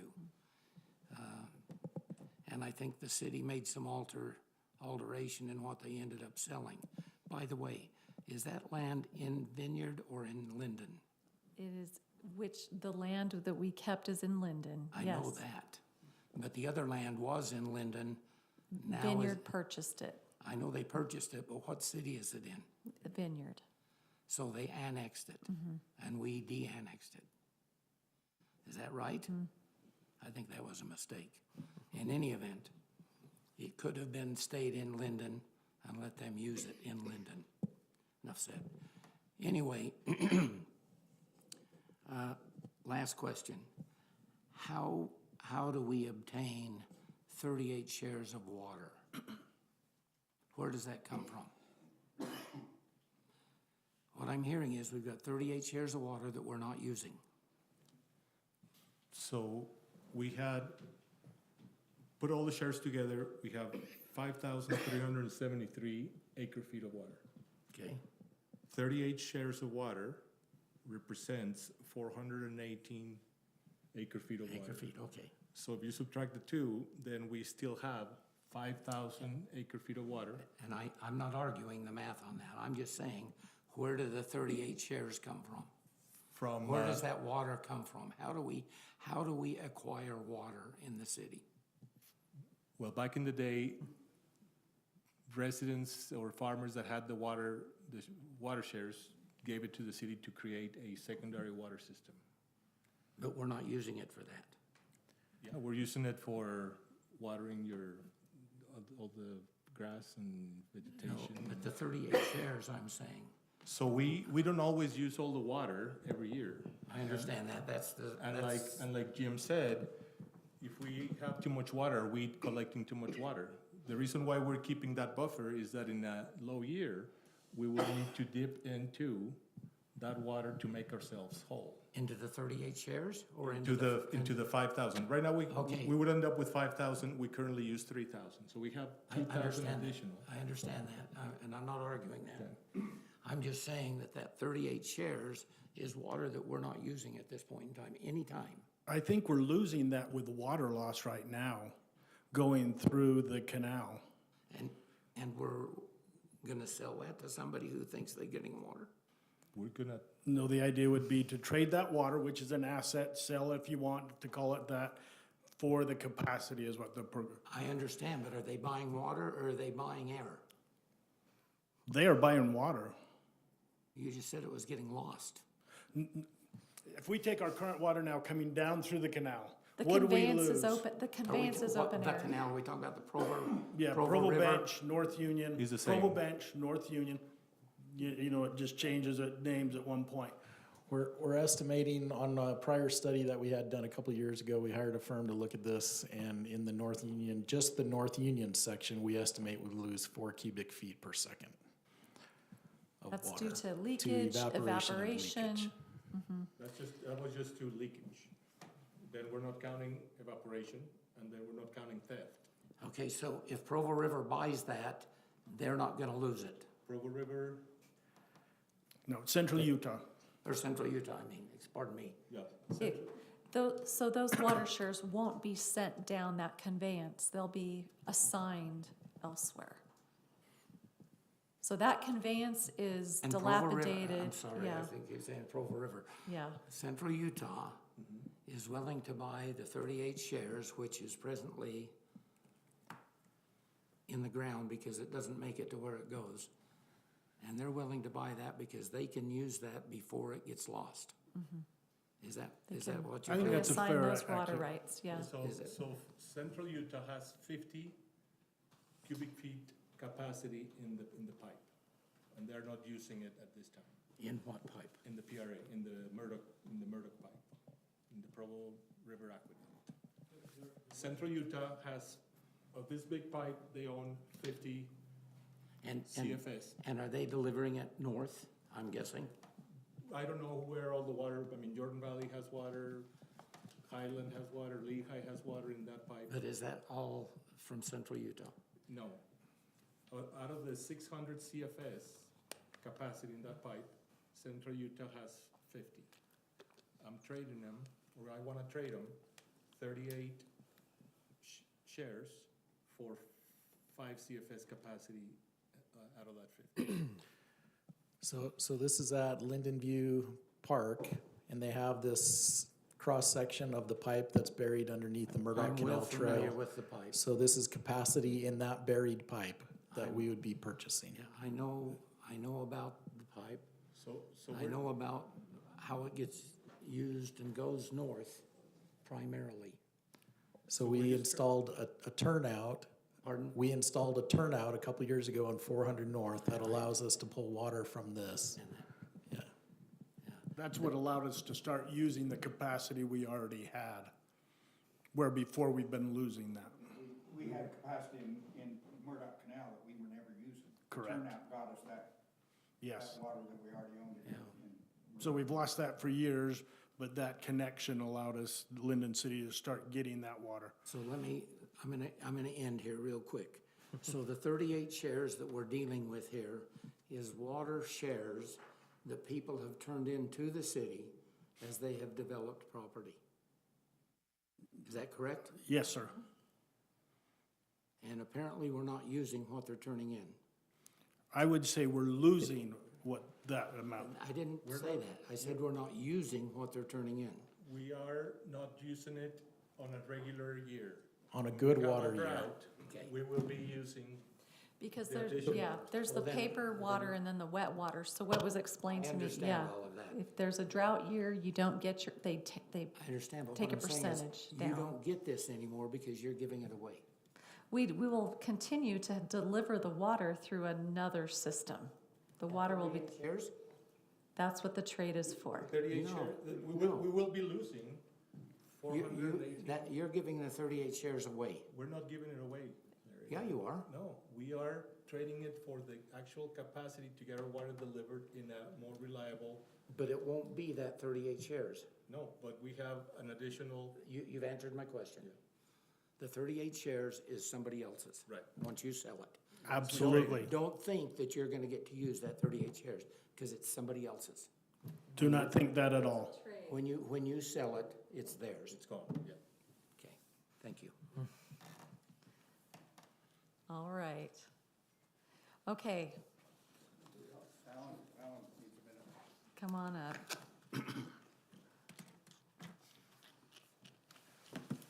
Water's conundrum is, Yeah.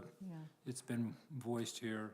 I've sat as the vice president of the canal company for probably over 25 years, and of course, my people were some of the original people who dug it. And you pointed out well that water is extremely valuable. It's a great investment if you can find it. But we know that the liabilities have been tremendous on the North Union because of seepage. We always would, is our discussion of people who would claim suits because of damages that had occurred, the evaporation, the loss, and so forth. And then we were blessed to have John Tucker be the person that was to untangle all that with the users, and you just don't find John Tuckers anywhere. And then he's, given up. And so the idea of taking our conveyance through the PRA was, I think, brilliant. The issue is conveyance, and we know that we lose a lot of water. We talked about seepage, irrigation, and so forth, and that amount would be what it is that we would be able to keep if we kept it piped instead of using North Union. And getting credit for that's not without precedent. I think, and somebody could correct me wrong, but when they put in the PRAs over the Murdoch Canal, a lot of that funding was for credit of what it is they would save had they now piped it. And it was Central Utah or someone who gave them millions of dollars for that water, which would have been lost, so it's without precedent. So that doesn't bother me so much as it does the fact that how, as we talked about, you have the water and then you have to have conveyance. And we have already the two CFS of conveyance. If Central Utah, and they're smart to say, we're not going to sell you conveyance in the pipe, we want your water. I mean, we would. Ruthless might be the word I would use as opposed to smart. And so, but that's a permanent conveyance. But then we're still have about three CFS. that we have to make up for, and with hopes that somebody who has it, Orem, whoever, would be good to give us. And that's a conundrum. Yeah, I can trade more shares for more capacity, but I don't want to do that. I say let's get us by with pushing and because there is still capacity that I can lease right now as we go along. We will be trading more shares with the people that have them. There's still people out there that have plenty of shares for sale and that will be turning in for development in the city. So I'm confident that we can acquire that shares that we're trading right now for more water and then have the capacity in the canal. And the last option that Jim brought up, and he talked to me today about it, is using, another, instead of concrete 4-foot pipe, where we have the right of way of having some deliverance there. But as far as what we need for head pressure, the diameter, and how much that would be is still, conjecture. And it may be worth time to look at that, and that we have access, and it's been done before. But I just have to point out, I have to commend Juan and Van, who's helped us with this, in helping at least provide some solutions for a conundrum, which I don't see we can continue. Thank you.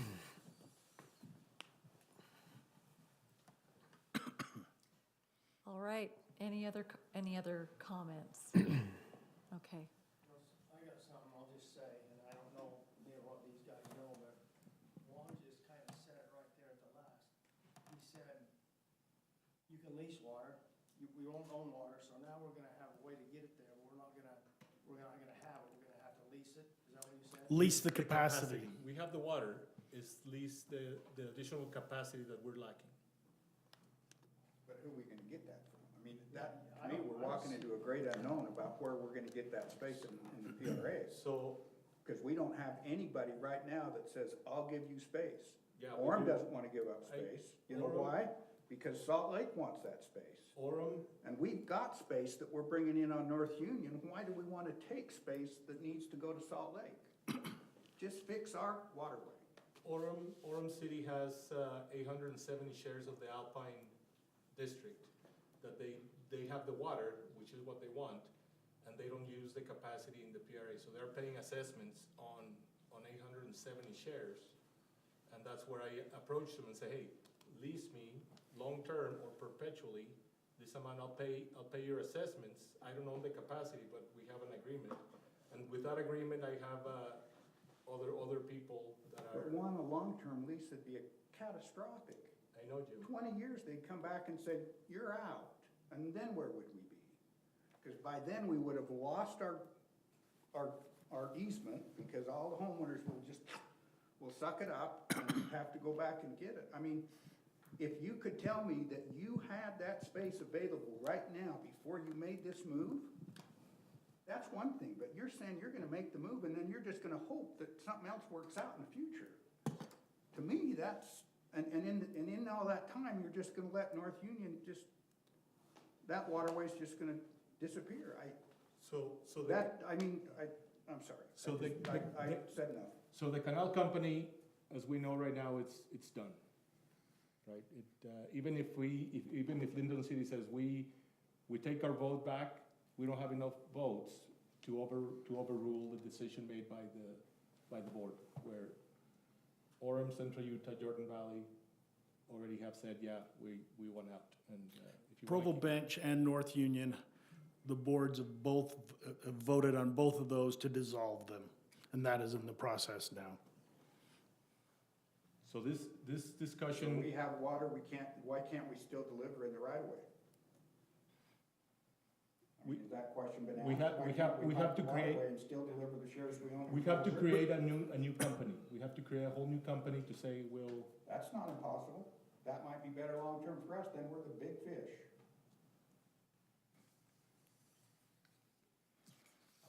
Real quick, just as an example, when you're sharing capacity, look at the ongoing discussion right now with the Colorado River Compact. There's a big argument about who gets what water, right? This could be that same type of discussion in future years. Who gets that space? no, the space is there. What they don't have is water. But we know who wants the space. Who? Salt Lake. Salt Lake has plenty of space. They want water. And that's why we want the space now. Orm's got space, but Orm's not about to give up space. All right, well, we've had, That was my point. yeah, That you may think you've got space, just like the Colorado River Compact thought the North States had water. Guess where it's all going? South. Right, but it's two different things. It's a similar situation, however. What they don't have in the Colorado is water. We have the water, we don't have capacity. yeah, like you're saying, conveyance, a reliable method of conveyance to deliver the water that you have a right to. We have an To old use. conveyance system Yeah, that we don't wanna fix. I say fix it. Keep the big fish. all right. If it's okay, I would like to make some comments. Yes, please. All right, and these won't necessarily come out maybe in always the greatest order, but again, we've been working on this, for me, at least over 5 years that we've been talking about this. There's some things that to me are important on this. During this process, we've learned that we haven't had the ability to measure water very accurately. The need to pipe the ditch, to me, is just unquestioned, that has to happen because of the safety, the liability, the water loss. That is just a big deal. The laterals are also a huge deal with this. Some of the smaller water shares are not taking care of their laterals, and that becomes a liability that, even though in the bylaws supposed to stay with the lateral owners, it does come back to the share, or to the canals. Those two companies already have voted to dissolve. I know we want to have the capacity, we don't want to lease forever, and that's why getting this part, in my opinion, makes it permanent for us. The ability to get capacity over the years is going to diminish. That is going to go away, as Central Utah will use that however they feel best. And so our ability to get it will diminish over time. Another factor is the state is taking more and more control of water each year, making it difficult. We like to think, it was water shareholders, that you own that water share, the state thinks it's theirs. As long as you use it, you keep it. As long as you prove beneficial use and that type of a thing. But actually, But there some of the be- legislation right now, this session, is about the efficiency of that water delivery and use as well, and there's significant efficiency issues. Yeah, it's not Yes, just but that you do beneficial. use it well, if you're losing too much. So, anyway, this is something we've been working on for a long, long time. Again, the investment of doing that piping that Adam showed earlier, years ago, and then that turnout coming down 400 North has been huge for the city.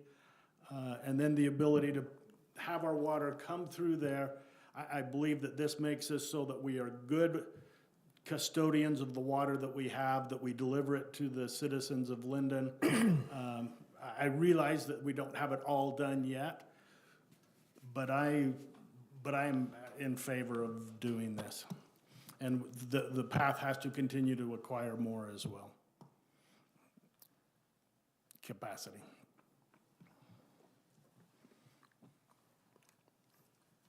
right, council, any further questions or comments? I would add one other thing, your comment of using Cobley Ditch and hollow water, wonderful comment that we need to try to be looking at future ways to get that into our system where right now we can't. We don't have the ability to get it there. We need to do a study, get a pond or reservoir built and collect that somewhere and distribute it. Get somehow to be there. Or we'll lose it. Yes, State will take it. yes. If we don't, or they'll say, thank you very much. We like it in the Great Salt Lake. Oh, yeah, they'll take it out of someplace else, because, yeah, let them come and get hollow water and get it into a conveyance system, so. It is in the works, Jim. It's in the. Well, that's good. I mean, I know that that development that was gonna go up in there behind Davis's house, it looked like at one point there were homes. I don't know how that ever ended up, but if they build homes on top of that spring, I don't know what that's gonna do to that hollow water flow. I'm sure you guys work through that with them, but. Yeah, we invest lots of money in hollow water and containing it, and continue to over the last few years. It's a nice little ditch going down through Bonnett's. I mean, it's a good little flow of water, and it's pretty darn consistent. It's like the Energizer Bunny, it doesn't go down too much, does it, kid? Yes, we would just like to put it someplace we could use it as a city. Anybody takes that, and I'll probably shoot someone.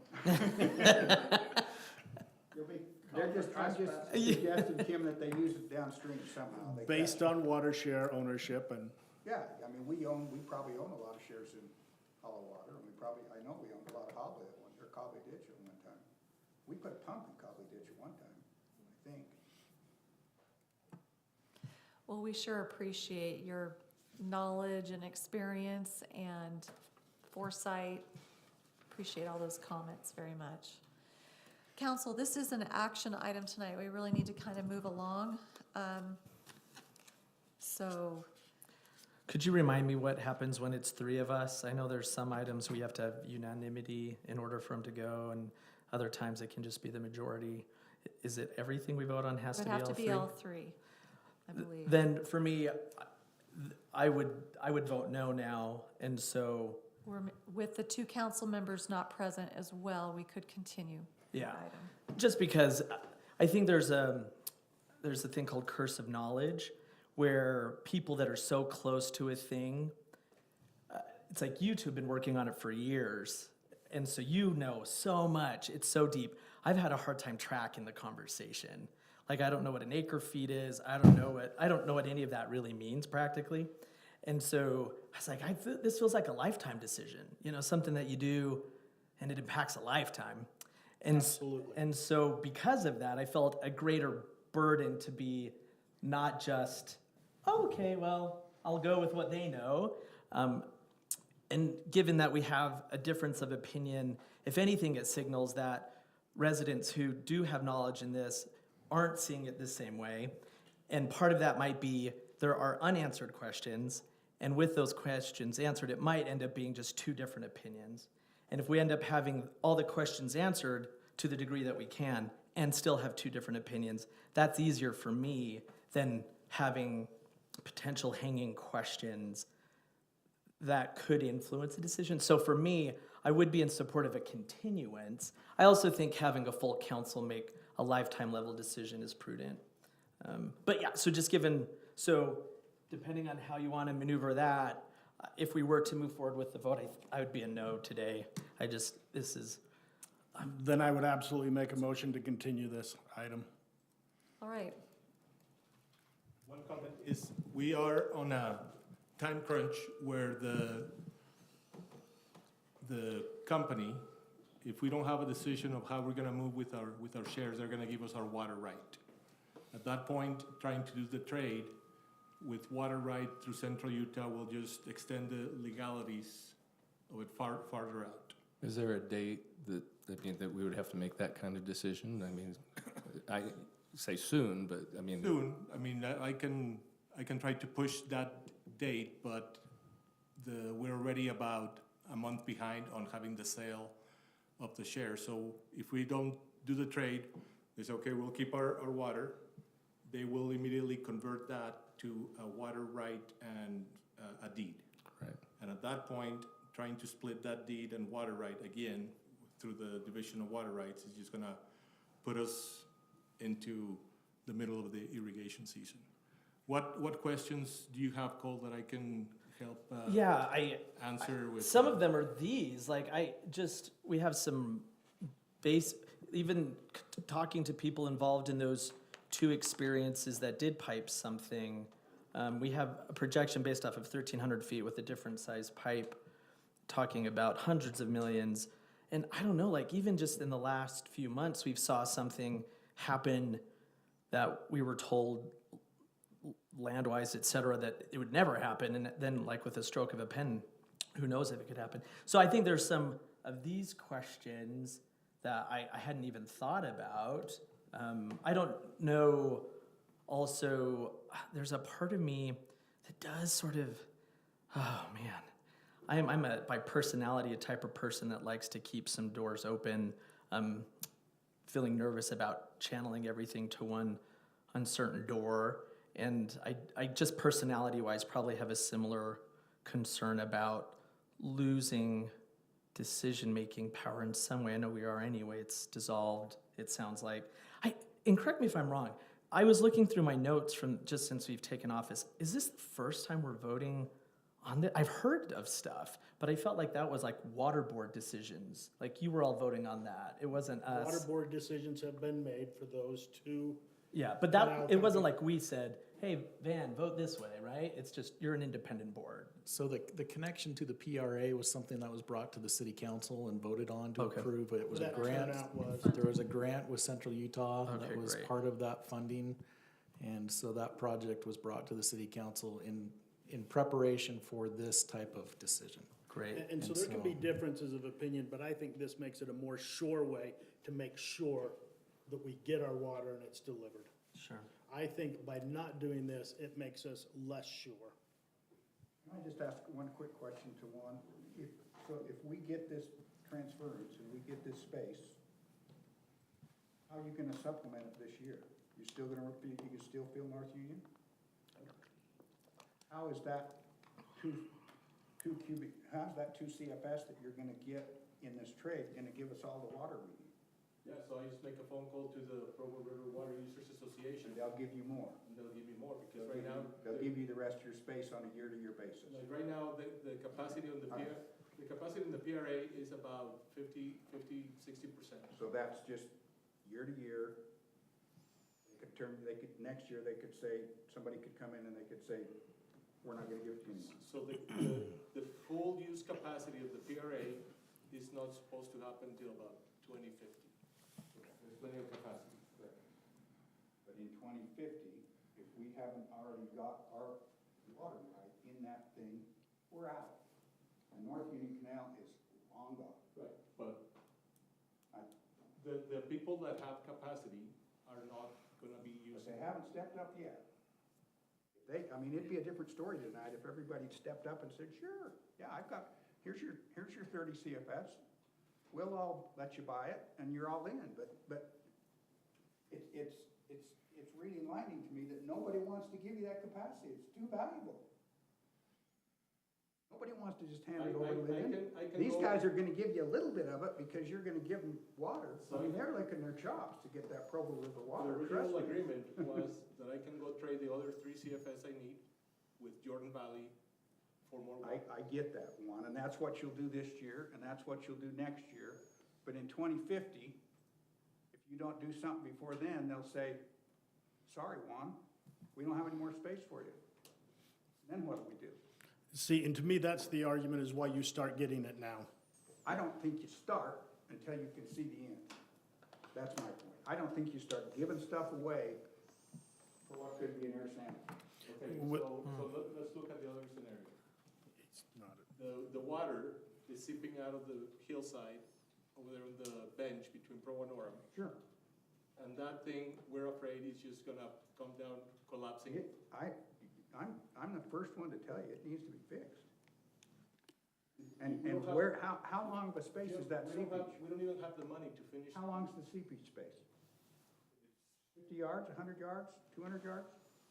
Who knows where it's coming from? If it's coming from one spot, sometimes it starts over here. So if we had a master plan to pipe, we could say, this section needs a 36-inch HDPE pipe. Let's put it in, cement in the front, cement in the back, then we're across. across that. And we move, that gets us by for another couple of years, then we do another piece. And then we do a third piece. All right, I don't know where we get the money, but we can find the money, folks. I mean, we Yeah. wouldn't have a city center if we didn't go into debt. We wouldn't have a pool. We wouldn't have a secondary system. We wouldn't have anything if we didn't incur a little debt. all right. Mayor, before you move on, I do want to clarify something that's been said tonight, that we have more water than we need. That's not an accurate statement, I apologize, but in a dry year, we have, actually, we rely still on a study done by David Thurgood in 2011. I've got a copy of the resolution that Mayor Dane actually signed, and The wet water that it would be says- delivered says could that be- even though that we have projections at build out that we would have enough water in the dry years, there's a memo and a spreadsheet that's attached that talks about water usage. He looked at 1992 was a low water year, and based on flows in that year, we should continue to still require water shares to be submitted with development, because in those dry years, there's not enough wet water to serve our full needs at build out. So that's why we continue to require water shares at the time of development. And so, I agree with that. All right, we do have a motion that was made to continue this item. Our next council meeting is February 9th, I believe. February 2nd. Sorry, so February 2nd, excuse me, thank you for the correction, that's the planning commission's week. So February 2nd, one would, if we don't feel that we have the ability to have this fully vetted yet, where does that put you in your negotiation? It's gonna be a whole new different resolution, and it's gonna be months before we get the water right and how we wanna split it. Is that, so that water right conversion is happening by the end of this month? They're waiting for last few people to do the final negotiations. Jordan Valley bought some shares and Toyota buying some shares. We were hoping to get this done so we can actually split all the shares, and then we can go turn the remaining water shares to the Division of Water Rights, and then get us our actual water right that says Lindon City has 4,000 acre feet of water with 20 CFS capacity in the Pearl River. If that prolongs, I don't think I can keep stalling the process to sell, to convert the shares to the water. And to clarify, so if to understand, this is trading a right of conveyance in the CFS. So the Provo bench is the company that holds the water right. See it as a one whole water right. That water right has so many acre feet of water and so many CFS according to the season in the Provo River. At that point, they will say, okay, there is, let's say 2,000 shares, let's say 1,000 shares to make it even. Lindon City has 40%, so we will get a 0.4 feed of the water, of the Provo River water right. And that's how we will make the claim to the Provo River Commissioner to say. So it is owning some water. It's because some of the words have characterized it as giving away or selling water and then losing water, but this is a water right. Right, Just- so think of it as a whole water. We will end up with a little piece of that we will call upon to the Provo River Commission to say, put so many acre feet in the Provo River Aqueduct to be delivered to. So not unlike, telling our water master to open the gate for the North Union. We would have a conveyance. Right, so the Provo River Sent down Commissioner is the one that says so many, he's doing the accounting. And then the Provo River Water Users Association are the ones that have all the keys to the gates to open. So I can say, give me 4 CFS of water, and I can see it on my phone, says, okay, giving you 4 CFS of water, and it opens, and I get the water. It says, give me 5, they open one more, close it down. So they're the water master in a top of the state-of-the-art conveyance system that is not likely to fail. And if it fails, there's gonna be a lot of water and a lot of people in Salt Lake, everybody in the Salt Lake and Utah County saying, where's the water?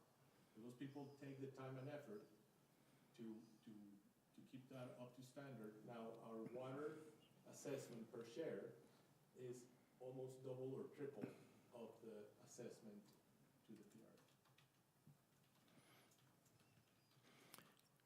You know, one of the questions asked is, you know, how do we feel about this decision down the road? The decision to bring secondary water to Lindon was huge. And I happen to believe that this is just as important of a decision for our city to do this. You can disagree, but for the time I've spent with this, for 5 years, multiple water meetings, I think this is just as important to make sure we maintain our secondary water system, and I think this is the best way to do it. This leaves us with a very unpredictable future.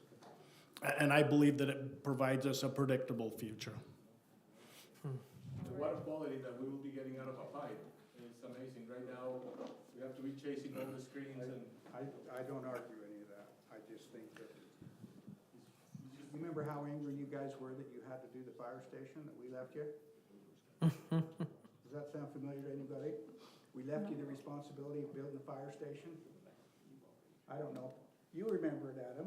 Oh, I remember that. I was there. Absolutely. Okay. We welcomed it, So you're yeah. gonna leave, we did it, but you weren't happy that you had to do it. We You're gonna sold leave some a big land to make it responsibility happen. To a next council. All right, we to need go to- buy a bunch of I'm gonna, Unfortunately. okay, let's And I bring disagree. this meeting back in order. I think it was a good decision. Let's bring this meeting back in order, please. So I will make my motion again. Okay, If just a you guys moment, are- the if you're pre, no. just a moment, I'm gonna make a note, the I would be motion happy to talk failed, to the you. motion to continue Yeah, that'd be failed great. due to lack of a second, so I'm gonna bring it back to you, council.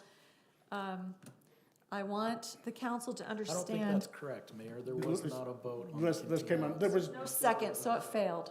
The motion so there fails was a when there's lot not of a second. discussion. Are you willing to continue the second? No, To continue it? I'm not, This is I the- do not this- want to continue. Are you gonna vote no? I'm going to vote yes. Vote yes to make this happen? Yeah, Well, it's not gonna pass. well, So Steve, if you would like to see it happen tonight, it can't unless everybody votes yes. And so I know. if Cole's gonna vote no, what you would need to do. And again, and I is- would point out, this is disastrous for our city not to do it. I know. If anything, I agree that it expands our capabilities in many ways. We have theft of water, millions of gallons of loss. I'm going to meetings being told the state is not happy with inefficient water loss types of conveyances, and they will be stricter in coming years. This is piped. The conveyance will be top of the line, state of the art. A lot of vested users in keeping this conveyance whole and in good condition. Our previous conveyance has a lot of issues, hundreds of millions in expense, and we'd be having to go to other jurisdictions and cities to try to make it whole in their properties and areas. I don't know, there's a lot of, The fact that those two canal companies have voted to dissolve is a huge deal. The company's done. So if you will, we need a hose to connect into the river. The one hose is not an option anymore. The hose that we've had is not an option. So our only opportunity here to have it happen is to continue. Is that what I'm hearing? If there's, are you still willing to continue it like you said? Yeah, for sure. Okay, I will make a motion to continue this item. I second. all right, we have a motion by Councilmember Broderick, seconded by Councilmember Stewart. All in favor? Aye. Any opposed? All right. I Okay, would encourage you. we've got 13 days until We the can next set council up a meeting. special meeting if needs be to address this again and try to answer everybody's And questions. So- let's make sure we could have full attendance by all the council members to review, comments that were provided. We'll have them go over the recording of the meeting and certainly have another public meeting before this is voted upon, and it'll be noticed for those that would like to be there.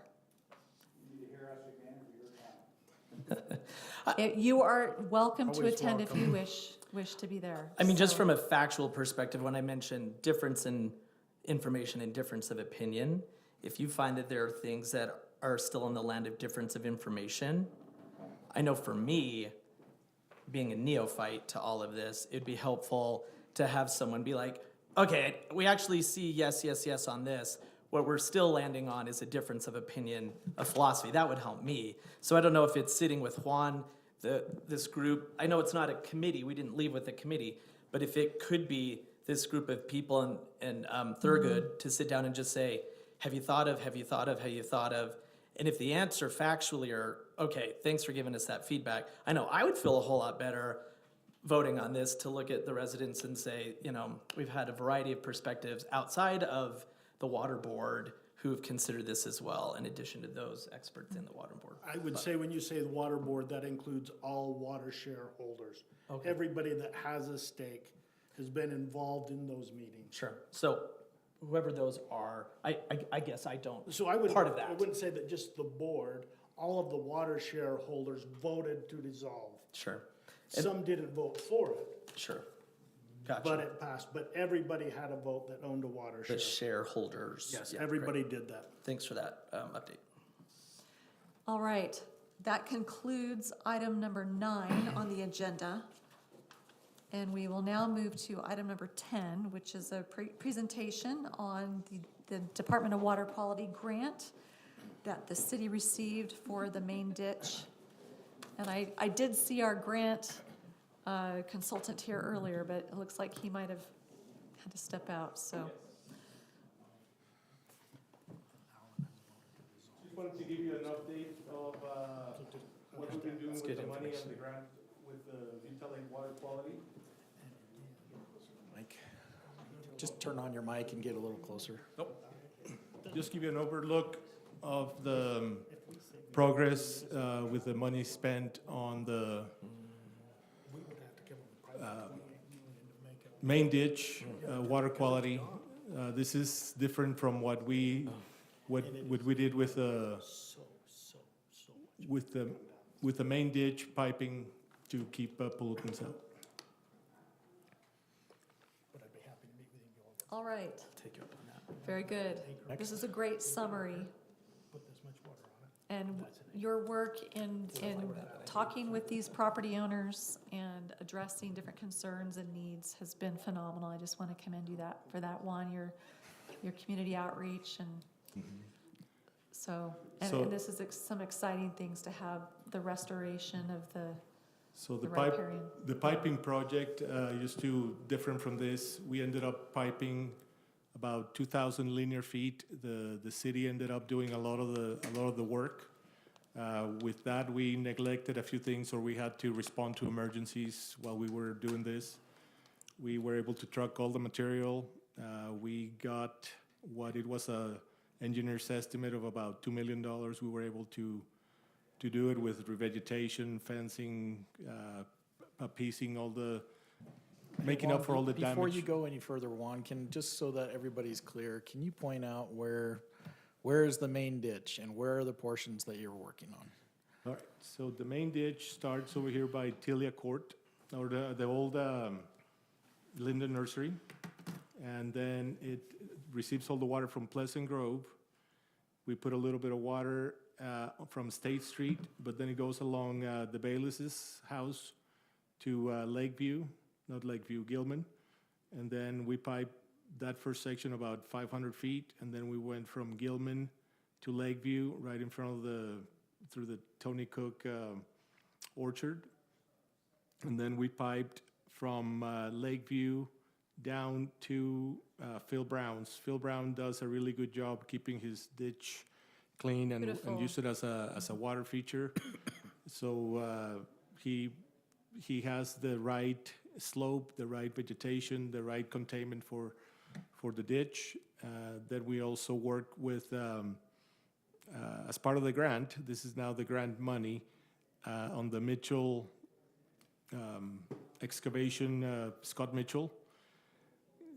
He was able to provide to us a widened ditch to be able to absorb some of the peaks of some of the rainfall. and also address water quality. And that is about 90% complete. We're just about ready to hydro seed as soon as the weather turns a little more spring-like and probably get some rain. And then we're also with the grant, we are also doing some of the work on the Creekside Park. Then we jump on to 200 South, and we pipe from the 200 South area to the Meekham property. And then the rest of the owners there, they didn't want to pipe that section. We just made it very clear that it's up to them to maintain, and any flooding, it's on them. I mean, we offered to pipe it. We talked for 2 years with those people and with those residents, and they still declined. So we let them have the open ditch. And that we were a 48-inch pipe, about 2,000 feet, and we were just a little under about 750,000, but we saved about a little bit over $1 million by doing some of the work ourselves. If you go back to the PDF document, Adam. So we got a grant from the state, thanks to Mayor also helped us push this for $750,000. Our match was 20%, so we're roughly having our budget $937,000. We have to have this money spent by December 31st, and those are the projects: the Mitchell property, linear detention, the Creekside Park. We have a stormwater pretreatment structure that collects quite a bit of water from different storm drain areas, but it also has in that water the water from the hollow ditch. So if we're gonna make good use of that water downstream at the Cobley detention or the Cobley collection area, it makes sense to clean the water at that point, and then when it gets to the future Cobley water takeout, and I'm thinking this is maybe 5-10 years down the road on that Cobley, we still have a better, cheaper water to go from, but we'll still install that as part of or before we do the connector from the 400 North, 400 West. It kind of lands right in that intersection, so we're gonna put it in. And then we have the big item is the Lindon Hollow stream restoration, which is the creek that takes a lot of the water from the main ditch, and then it also takes a lot of water from Orem and Pleasant Grove into that stream. This was constructed, I don't know, 25 years ago with some substandard retaining, and that is a major water flow. We anticipate seeing over there about 250 to 300 CFS in a rainstorm, and that's just keep undermining the banks. So we're gonna use that money to address that erosion and also clean up the trail there next to the Heritage Trail. If you wanna move to the next slide. So this is what we have done at the Mitchell property. We removed a lot of the invasive species trees, and they were also, when they were going in the stream, the trees were planted kind of too close, and as they started growing, they started doing this and choking the waterway. So we were able to remove about 9 large poplars. There are some pictures later on of what that looked like through there. And if you go to the next one, this is the before pictures. See how kind of restricted the flow is. When we had large flows, the water couldn't go fast enough through here, so it will leave the canal and it will flood this home right here on this side, where we have to go and put sandbags and help those people with water. What it looks like right now, this is they were able to cut the embankments, so this is the low flow channel.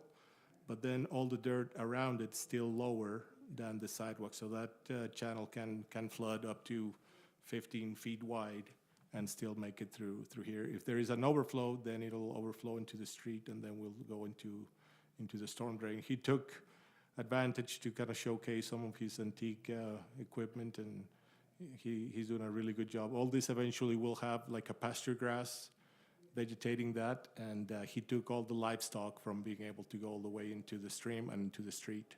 So that takes out the Part horse. of the requirements for this grant that we obtained from the state was you're going to minimize Animal input. animals, yeah, E. coli going, Right. E. coli going to the lake. It's part of it is getting better quality water to the Animal lake. input. Yeah. If you go to the next picture, Adam, you can see here, there is an actual berm on this part. So whatever runoff comes this way has to settle along that linear, all that it runs on the same contour line. So it will kind of spread out, infiltrate as much as we can, and then if there is more water, then it'll jump over, but through grass and acting as a little riparian section. We also had some money left over from what I have in this budget, because Scott is doing a lot of the work on his own, and he says, well, whatever you have in the budget, just help me get more trees and more vegetation to replace what we took out. And so we planted about 35 trees on this area. Go to the next one, Adam. And his isn't the only property that you added trees to, which has been Right. very nice. On the main ditch where we put those 2,000 feet of pipe, we ended up putting about 80 trees and some really good revegetation on the neighbors. Creekside, we removed the larger trees. We also reshape the contours. We are replacing the bridges to make it higher. So before the water will come right to the bottom of the bridge, so we got them higher, a little wider. Are we selling 2 bridges? Yeah. Yeah, we're selling the 2 bridges. This is, There's a go ahead, deal. Adam. So this is what the existing cross-section that Ron Clegg helped us provide. So we're removing that extra dirt that it was kind of like going over and then kind of steep on the creek. So we're gonna make it a little flatter so people can actually walk into the creek and not make it less dangerous to fall in there and not be able to get out. We're gonna provide these sidewalks, which is more like a trail. They're not gonna be concrete. It's gonna be like a crush road base that it's also sandy, so it's not gonna stick to your feet. And what this is gonna do, this area from the walkways to the stream is not gonna have lawn that you mow. It's just gonna be, it's gonna be more of a riparian section with plants that absorb pollutants. What's happening is when the grass was all the way to the stream, the people that cut our grass, even though we told them many times, don't mow the grass into the stream, they would, make a pass and lose that. So this will make, Adds nitrates to the Yeah, lake. So exactly. the riparian improvements, again, is a qualifier for this grant, so. exactly. So we're putting those walkways, we're gonna do the mowing here, and then we're gonna try to come up with some education on the different kind of plants and what they do and make it a little educational. This is what it looked before, and we took some of the trees that were kind of poplars and other ones and the ones that were leaning. So we're gonna also put better trees in the right spots. And this is what it looks like right now. We finished pouring the foundations for the bridges, and the bridges will be installed next week. We're also made this better way to put a trash rack so we can collect any floatables that come down before they go downstream to the other part of the ditch. We'll go next, Adam. And the Lindon Hollow Creek, this is what we have to do. We, as part of the state requirements, we have to do a pretty comprehensive study, establish a bench line or a starting point of what the water quality is right now. So they've been putting temperature sensors, TSS samplers to see how much suspended solids come down, hydrocarbons, E. coli, temperature, and then the level of the water. Next week, or in the next couple of weeks, we already hired the arborist that is gonna come and remove some of the vegetation that is invasive, and there are some trees that are dead that have been dropping large branches. So if we're gonna invite people to be here, we need to make some of that space safe. And then after that, the design of the channel will be done, and then we'll go out to bid to reconstruct as much as we can. if you want to go further, so this is what it looks like right now. We're hoping that as you're walking on this trail, you'll be able to actually see the water, and if there's going to be some areas where you can actually walk close to the stream and clean this up. This is the retaining wall that was installed kind of substandard. You can see under that retaining wall, there is some undermining, and there's already been some collapses of that. There is three large power poles that are installed in there, and we're working with the power company to protect those. We're gonna cut the top of that embankment about 3 feet, and then we're gonna raise the bottom of this about 2 feet. So instead of having a 10-foot retaining wall, we're gonna end up with like a 5 or 6 foot retaining wall, stairs, and put the right vegetation, and it's gonna look really good. And then we have a maintenance plan that we can keep planting the right type of vegetation and remove the invasive, like the Russian olives and things. This is the cross-section of, this is XS18, which is one of those, which one is it, Adam? This one? So you see those red lines? Those are cross-sections. So this kind of represents what it's gonna look like right there. The dotted line is the existing elevation. You can see on this side, we're gonna cut quite a bit, and then we're gonna make that retaining wall there. Go to the next one, Adam. This one is a little more of a cut. You can see we're cutting substantially more to make this gentler slope and create those channels where you can actually be able to walk from one to the, skip and get people playing in the water and fish. And that is kind of what's gonna go through there. I don't know how much money the remaining balance is gonna take us to, but we're gonna try to make it go as far as we can, and then apply for the next grant, or maybe do one side and then the other, but we're kind of constrained with that. And more slide. And this is where we are to this point. We've spent $201,000. We have about $735 left, and those are the funds that we have left on what's happening there. And any questions? Thank you so much. This is great. Some of those places look just so much better. So Make it good. more attractive to.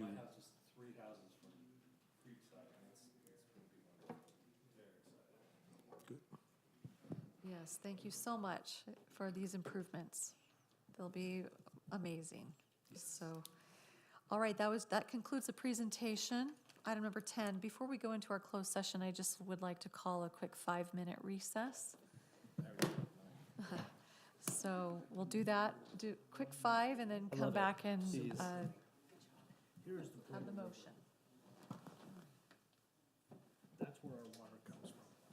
Plain and simple. That's what the water right is that we own. Water coming down it. Plain and simple. And the river's the conveyance? It is the conveyance. Okay, I didn't know what they were, I mean, I was guessing. We're gonna talk about some other conveyance here, but that's where that water comes from. Okay. We have zero control of that. But we own shares, and that's a big deal. People know. It shares a percentage of the water that's in it? Yes, I mean, you get water right, and there's 1,000 things. I don't wanna go into that, because it's complicated. But this is where we have water that comes in. We've got Deer Creek, where we have a bank, where we store water. And then we have a natural flow that comes down the river. Sometimes the natural river's not enough. So we take some out of our bank in storage in Deer Creek. Sure. Jordan, again, I don't want to go to. So we have that natural flow and we have the bank. But anyway, it comes down the Provo River. Scott Bergendorf controls how much comes down. We don't control it. This is a guy. Yeah, he's the Okay, Provo River this is a Water person, Commissioner, and he has people above him that decides things. But anyway, this is where our water is. Now, we're gonna talk about a conveyance. My first It's pair of years old. glasses This tonight is what when I we've got been home. using Heather in the picked them past. up. We come down here, the north. We're Lindon readers, but they're just not doing It's it. a At Esplin Eye Center, that is, they're in is Spanish. lot of hundred and problems, fifty sounds like. years old. Yeah, From our discussion there, I hope you got the need to pipe it, no matter what you do, Yes. unquestioned. Fix it. Unquestioned. Uh-huh. So now, here are the two choices. We've got to get water here. That's our reservoir. This is what we've been using. Oh, And the companies that own this, the shareholders that own this, the people that own water rights have voted to dissolve that. And Yeah. we all gave our rights in, Yeah. most I think I Lindons would have gave their rights saved, in like, so that you, so this like one Lindon was people. they were about $100 There aren't more, very many 150 Lindon more. But I residents ended who up are still going There's a few, shareholders there's a warranty few, was a there's little a few, bit not better, many. but, yeah. We have the Provo River Aqueduct. It's there, it's built. And that's a ditch, a piped ditch. It's a pipe ditch, it's there, Okay. it's there. It's underneath the wow. canal. And that's that pipe Yeah. that was shown. I got a pair That of is there, progressives and that I got a pair of exists. just normal, It's there, it's an existing they- pipe. no. Are they, We, does it? Yeah. Because I like my And a lot phone's of out to money. here And right when would- now. when did Yeah. we do I see you 2 doing years that ago. every once in Because a I don't while. remember, I looked in my notes and I didn't remember. so we connected here, we put in a pipe down there, and we go into here, and we'd already paid for this piping as well. But we spent a lot of money for that, so we paid for this, we've paid for that. Now, there are two options. How do we get water here? We have an existing pipe thing all of the way, and we give up 38 shares to get the capacity to put our other water in there. Those shares go away. That, Yeah. we probably paid $700. Probably didn't even pay, people turned them in. Yeah. Good investment on our part. And again, part of my point I was trying to make, we lose more than that right now here. We lose that. It's gone. We just lose it because it's going in here. And that with its safety, liability, we pay to fix people's flooded basements as a canal company that the city owns a lot of. So, do we give up 38 shares, $700 a share? You do the math. Yeah, yeah, yeah. Not much. But yes, it is worth I 70K. thought it was to- 75,000. No, this is what we got it for. Oh, what we got it for. And now, as some of this talk started coming, Provo, or water share people started buying it, and prices just more than doubled or tripled. I mean, just because, hey, there's things going on. So, we give up 38 shares and take it down through here. Or we spend maybe 30 million through that. That us as the city has to do. Orem's not, Pleasant Grove's not. All those things, they're not, they're gone, And they're gone. now, we've had liability issues and flooding in Lindon. People, the Orem and Provo people could sue us too, because we'd be the only ones responsible for it. I could start talking about laterals that are just nasty, that are worse than this. So, this capacity, Central Utah owns capacity that we want. That was confusing. I don't know the difference between capacity and water. Here's a hose. Utopia. That's the freeway, and then you buy Veracity. Hey, we you go gotta down actually Veracity, then you go vote down the first, Mike, freeway. hang on. Here All right. is that So, pipe. Mayor, we gotta take a roll call We need to vote. take a motion, to go in the closed session, so I'm gonna go ahead and continue now. So we're on item number 11, The size of in which the city council is going to go into closed session to discuss the potential purchase or sale of real property per Utah Code 52-4-205. And I would entertain a motion to do so and roll call. I move that we go into a closed session. All right, we have a motion to go into closed section. Second. Okay, we have a second by Councilmember Hooley. Let's do our roll call. Stewart, aye. Okay, Carolyn Lundberg, aye. Van Broderick, aye. Cole Hooley, aye. And then our staff, Adam Cowie and Michael Florence are here. All right, we will now